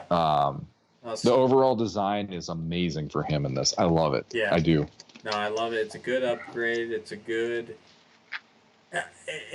story, really. I mean, it's very mini comic esque, as in that it's just basically an introduction for Scareglow and everything, but it works very well, and it sets up these dynamics that should have paid off down the road. And the cover, if you didn't notice, it's got all of those different Filmation creatures on it. You got the scorpion creature. There's I can't think of his name from Song of Solace. Yog's on there. Yeah, Yog's there. The Shadow Beast. There's the Rockman. Yeah, there's that that Cyclops that when the Horn of Evil's blown shows up, and some of the other rock monsters. Yeah, they're all at least based on Filmation creatures there on the cover. So that's a really cool nod too. Yeah, no kidding. So yeah, we haven't done a review in a little bit here, but Power of Fear, I'm gonna give it a solid 8 out of 10. It's an enjoyable adventure. It has a great update for Scareglow, and everybody feels like their proper character, like they should. Yeah. Yeah, I actually I felt really it felt like one of those deep cuts to read it last night, and it's kind of like this is a treasure that not many people maybe got to enjoy. So getting to talk about it tonight was really cool. And And on top of that, we didn't talk about it, but the Hope story that's at the end of this as well. It's like you said, it's written by Val, but then Enzo Fontana does the artwork, and I didn't realize how much that Emiliano and Enzo were working in tandem to do the books until recently, and just seeing Enzo's artwork is also gorgeous. Oh, absolutely. So, and what I loved is each page of that. Not to go too far down, but each page of that reminds me of the original mini comics, where you just have, here's a visual and then you have narrative running through it, and it doesn't have panels. It's just, here is a full page image of He-Man doing whatever it is he has to do throughout his day in order to make Eternia safe. And that in and of itself is also a heck of a thing to look at for the gorgeousness of the artwork. I would give it a 9 out of 10, actually, because it's really cool to have Scareglow in context like this. Love the overall design of him. Love that scythe. I need to get that from Mike McEvil. I've been dying to get one of those from him for my Classics figure. And just in general, like, this artwork, every dang time I pick up a 2000X book, is always so worth going back through. You can just tell the love that the artists have just when you look at these pages. Oh, absolutely. So Hope's. So yeah, Hope's a good story too. Definitely check it out if you've got the book. It is just He-Man narrating, and it's just kind of an introduction to him and his world and what he does. But each page is an amazing work of art by Enzo. Absolutely phenomenal. And honestly, like these don't go for crazy prices. I got a set. That's how Matt has his. I gave one of mine to him. Yes. I got a lot of two of them. Shawn. Yes. And I want to say I only got them for like less than $10. Yeah. Yep. So as a fan of Masters, if you don't have this, definitely look into getting a copy at some point, because not only are you getting the beautiful artwork, but you get that Scareglow story. And how often do you get a Scareglow story nowadays like this? Not very often. Not very often, and it's the only 2000X version, so that's really cool too. Yep. I absolutely agree. So that's our take on Scareglow. That's our take on Power of Fear. Last thing I want to say about it all is there must have been some synergy in the air. I will say we usually don't date the episodes, but it is November 1st right now, so I think we're all kind of still coming off that Halloween high. So that might have influenced it. But if you also want to check out the Eternia Fact Files by Yuka Isakanen, he has just released episode 8, and that covers the topic of, is Scareglow a dead Skeletor? So yeah, and I won't lie to you, Yuka, I have not watched it yet because I did not want it to taint tonight's conversation. So, but I will check it out now. I'll include the link down below so that all of our viewers can check it out. And that is made by Yuka, narrated by Danielle Galerta, also known as Penny Dreadful. So it seemed just in time for Halloween. Just in time. Everybody was on the same page here. We just made it about a day late. So story of my life. That's Scareglow. Let me pull up some questions here, because I know there were some questions we never got to last time because Shawn decided to hang up on me in the middle of the call, and we got some how this it is. time too. Yeah, I know. If we go another episode, Manny's just not going to contribute ever again, so we don't want to do that to the poor guy. Let me find it. All right, so question number 1. From Manny Gonzalez. I actually haven't read these at all yet. So let's see what we got. What 5 eps would you have liked to see a 5-parter in He-Man or She-Ra if you wanted? What? That one was hard for me on a few levels, and I'm not going to be able to answer with Filmation on that one. What 5 eps would you have liked to see a 5-parter? Is he talking like Greatest Adventures of All style, like just 5 episodes put like released together, or like we're making up episodes? The way I took it, and I didn't ask him before we recorded, is I took it what episodes maybe could have been made into a 5-parter that would have been a big episode throughout a week or something. That would have been how I took it, kind of like Secret of the Sword. Right, right.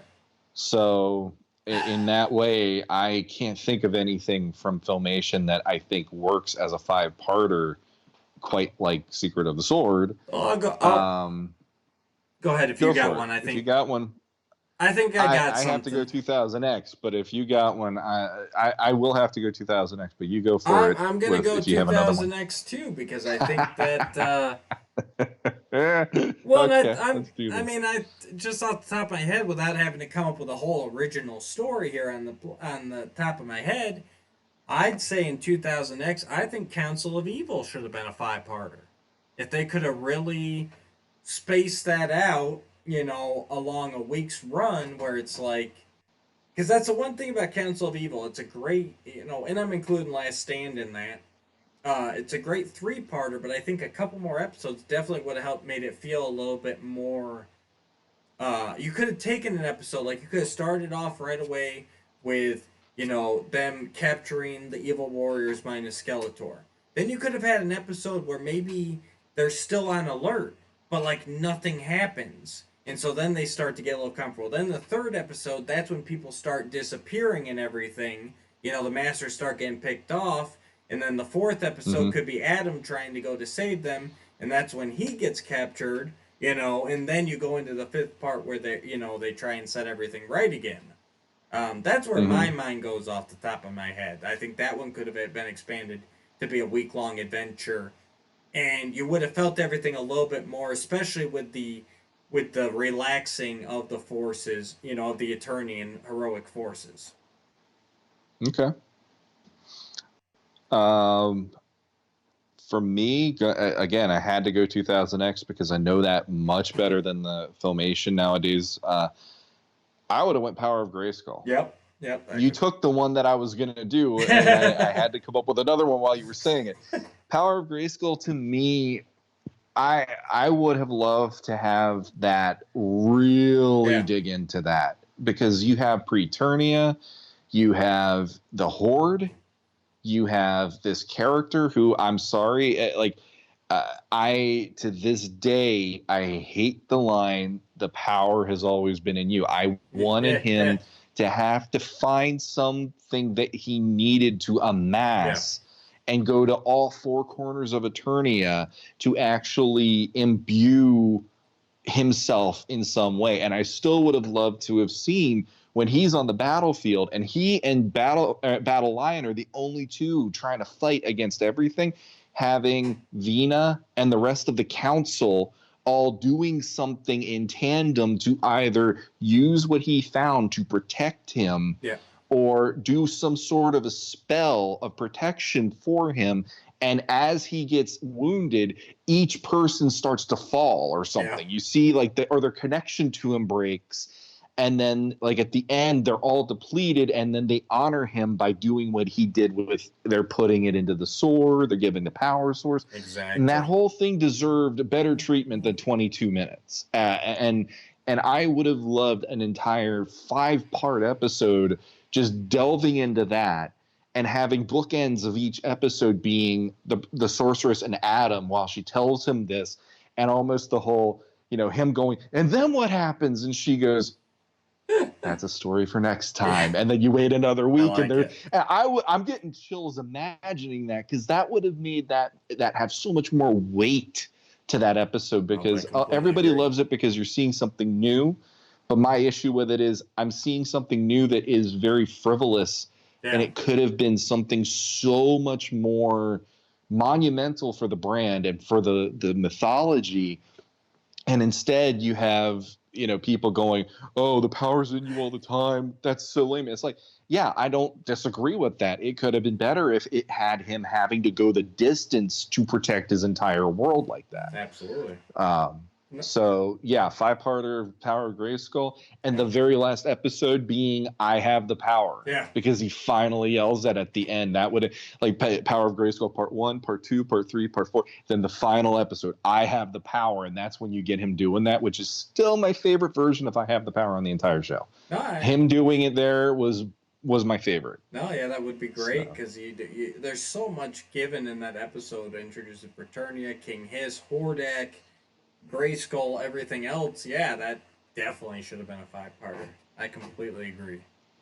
But I'm not gonna lie, I would love to sit through a 5-parter of Council of Evil any day of the week because that's absolutely up there for me. That would have been episodes. Council of Evil would have been the first season's 5-parter, and then Powers of Grayskull would have been the second season 5-parter. Yeah.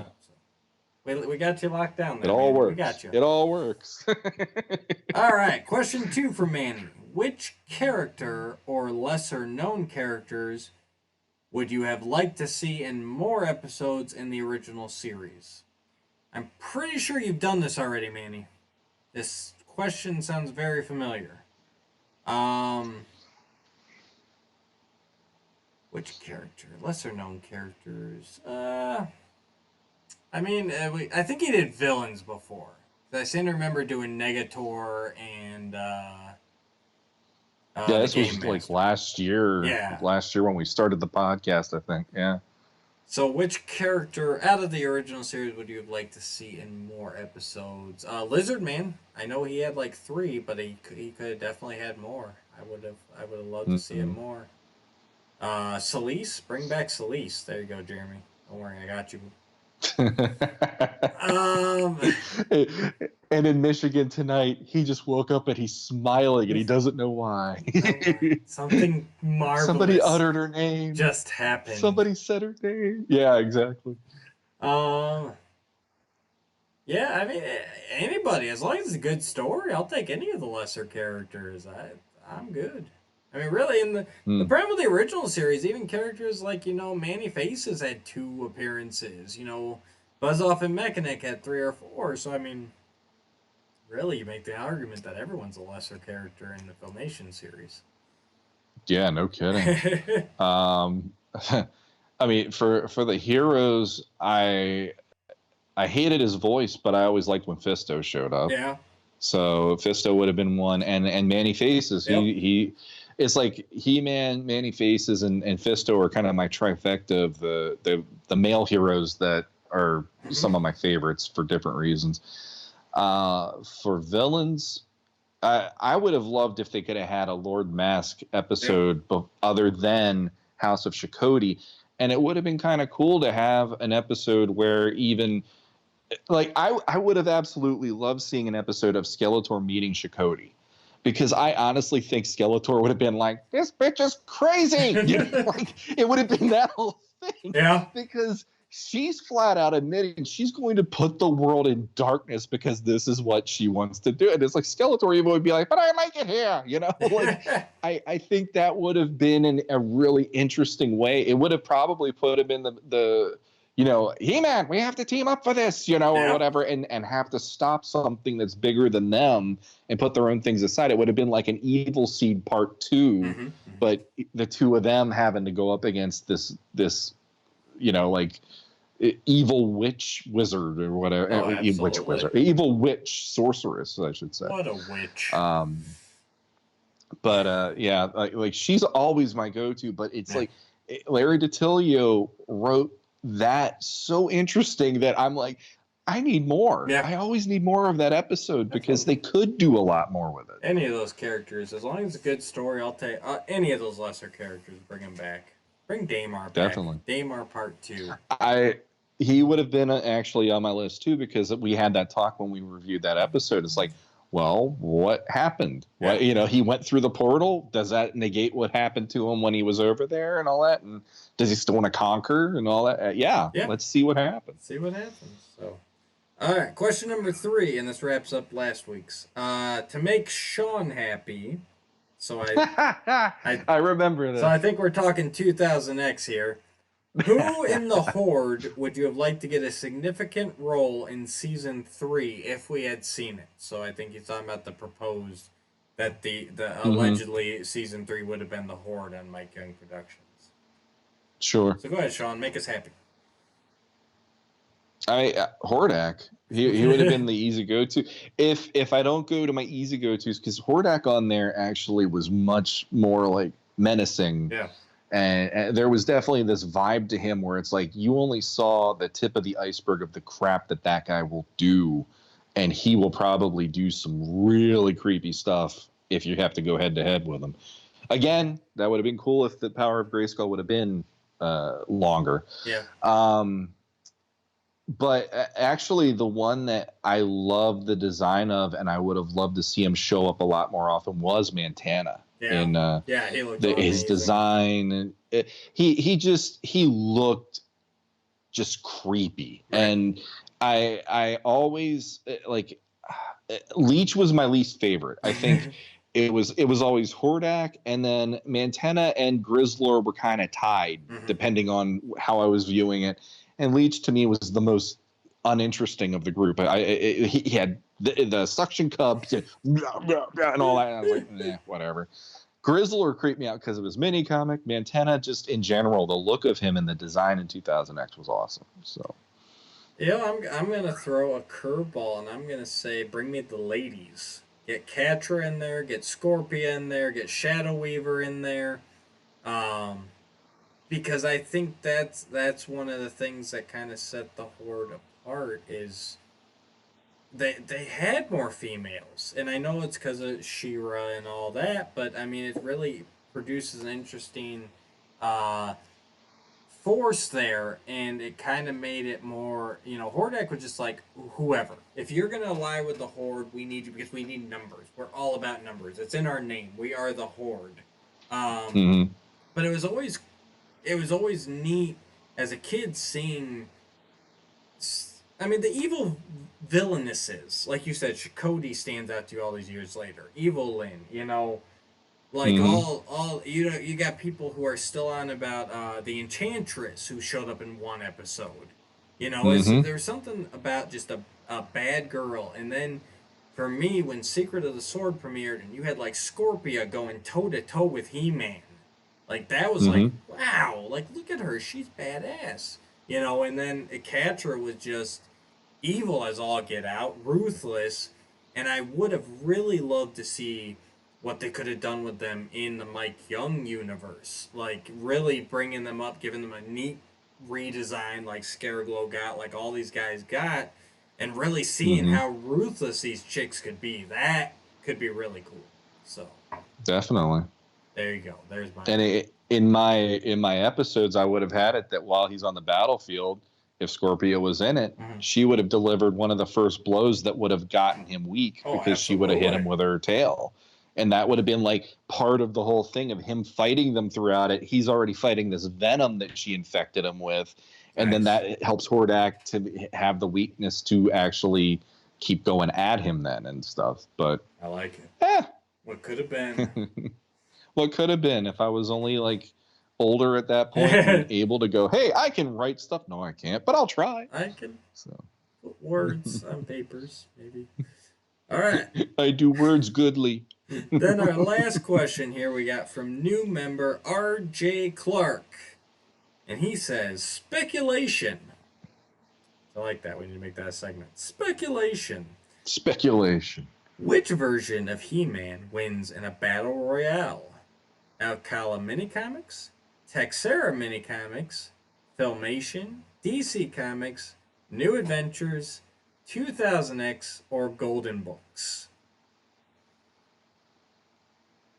And I've thought about this, and I'm still overwhelmed because that's a lot of He-Man. It's a lot of He-Mans. It's in a lot of different power sets. You got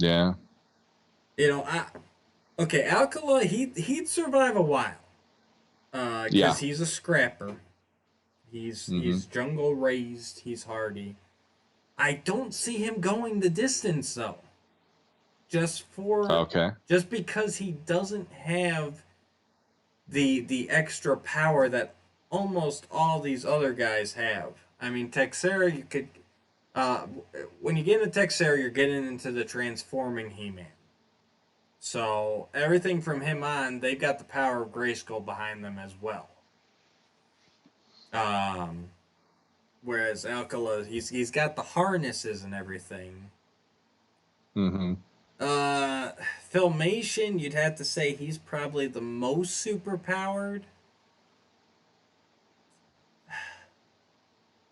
Yeah, I've been going around with this one too because I did read this one beforehand.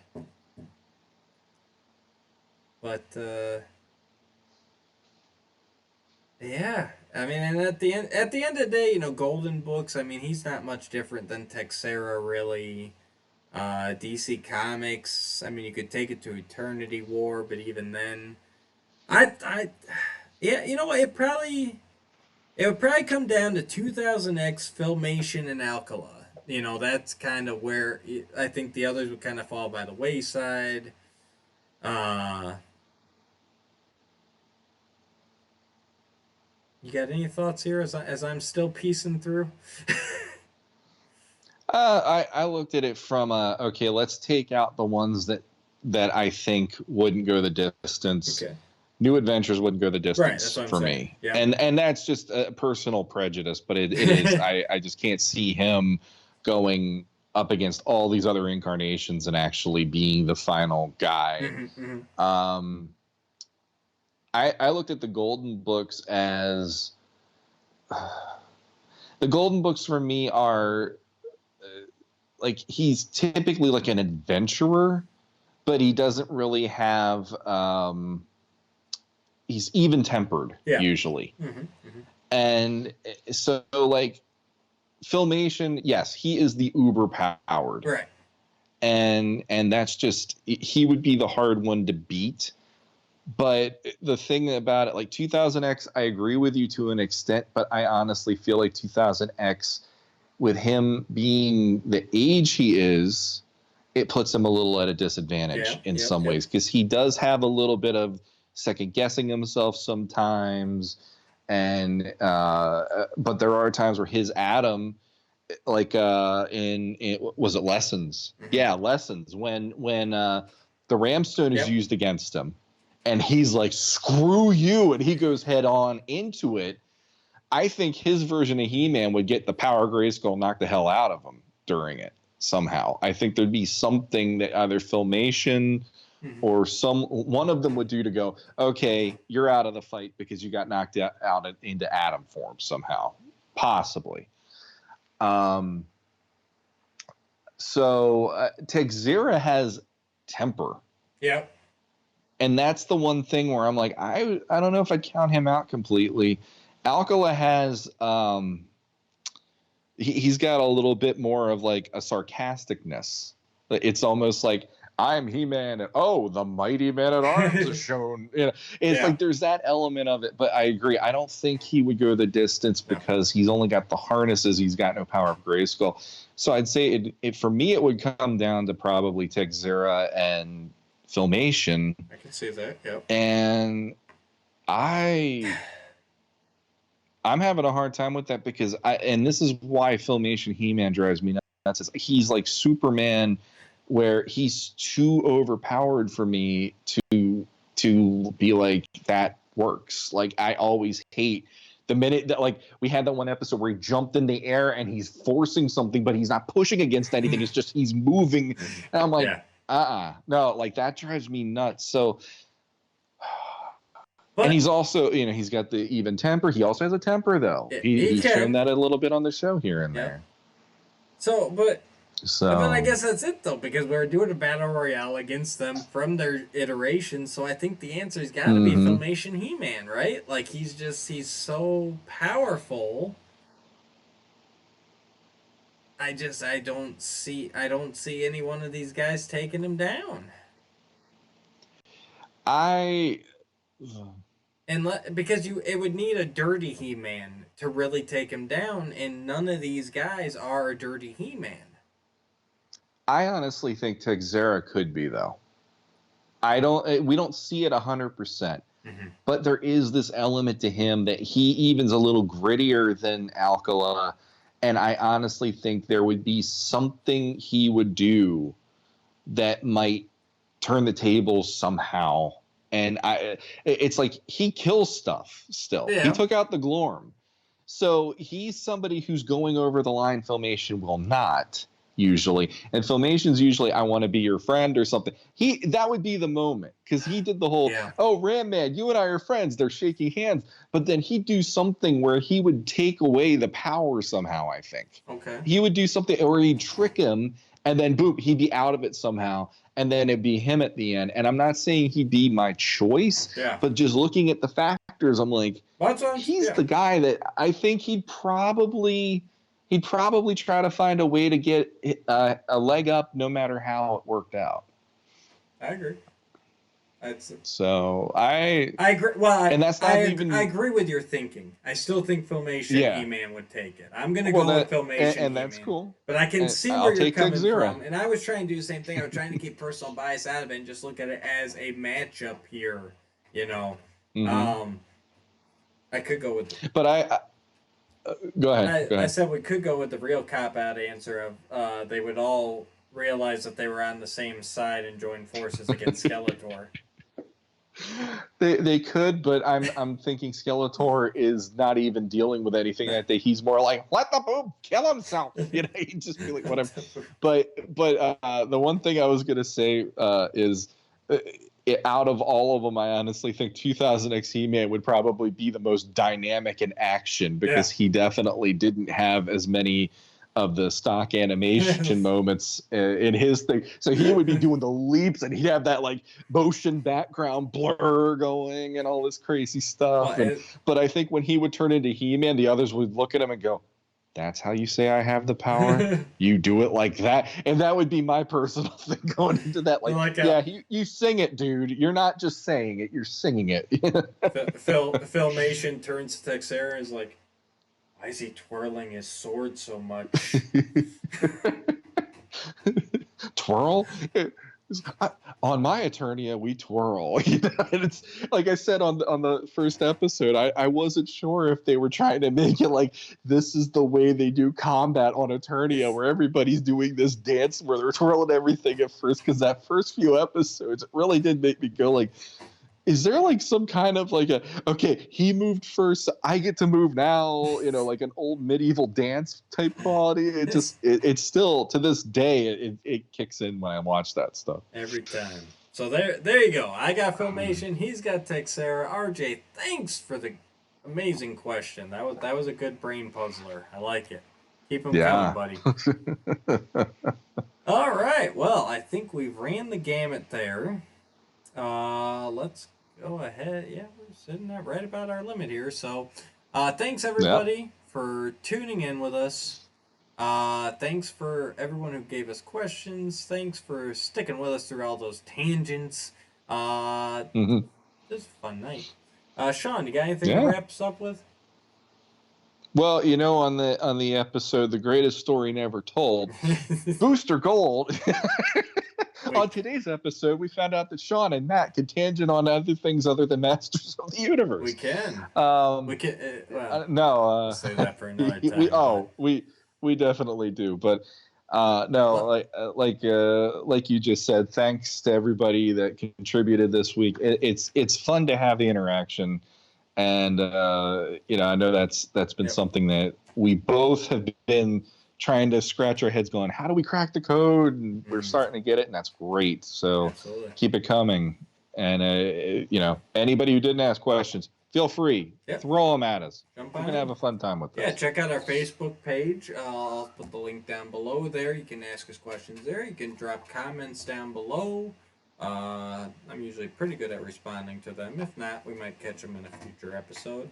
Let us know if you'd be interested in us taking like a segue episode, maybe talking Tales of the Realm or Justice League or Batman, or who knows? We got lots of interest, not just He-Man. Maybe we will jump off once in a while and do something else. Let us know what you guys think about it.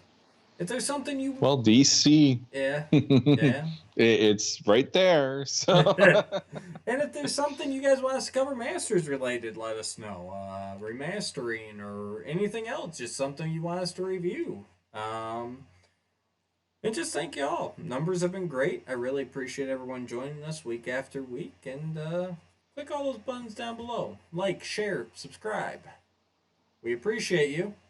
Stay safe out there, and until next time. Until next time.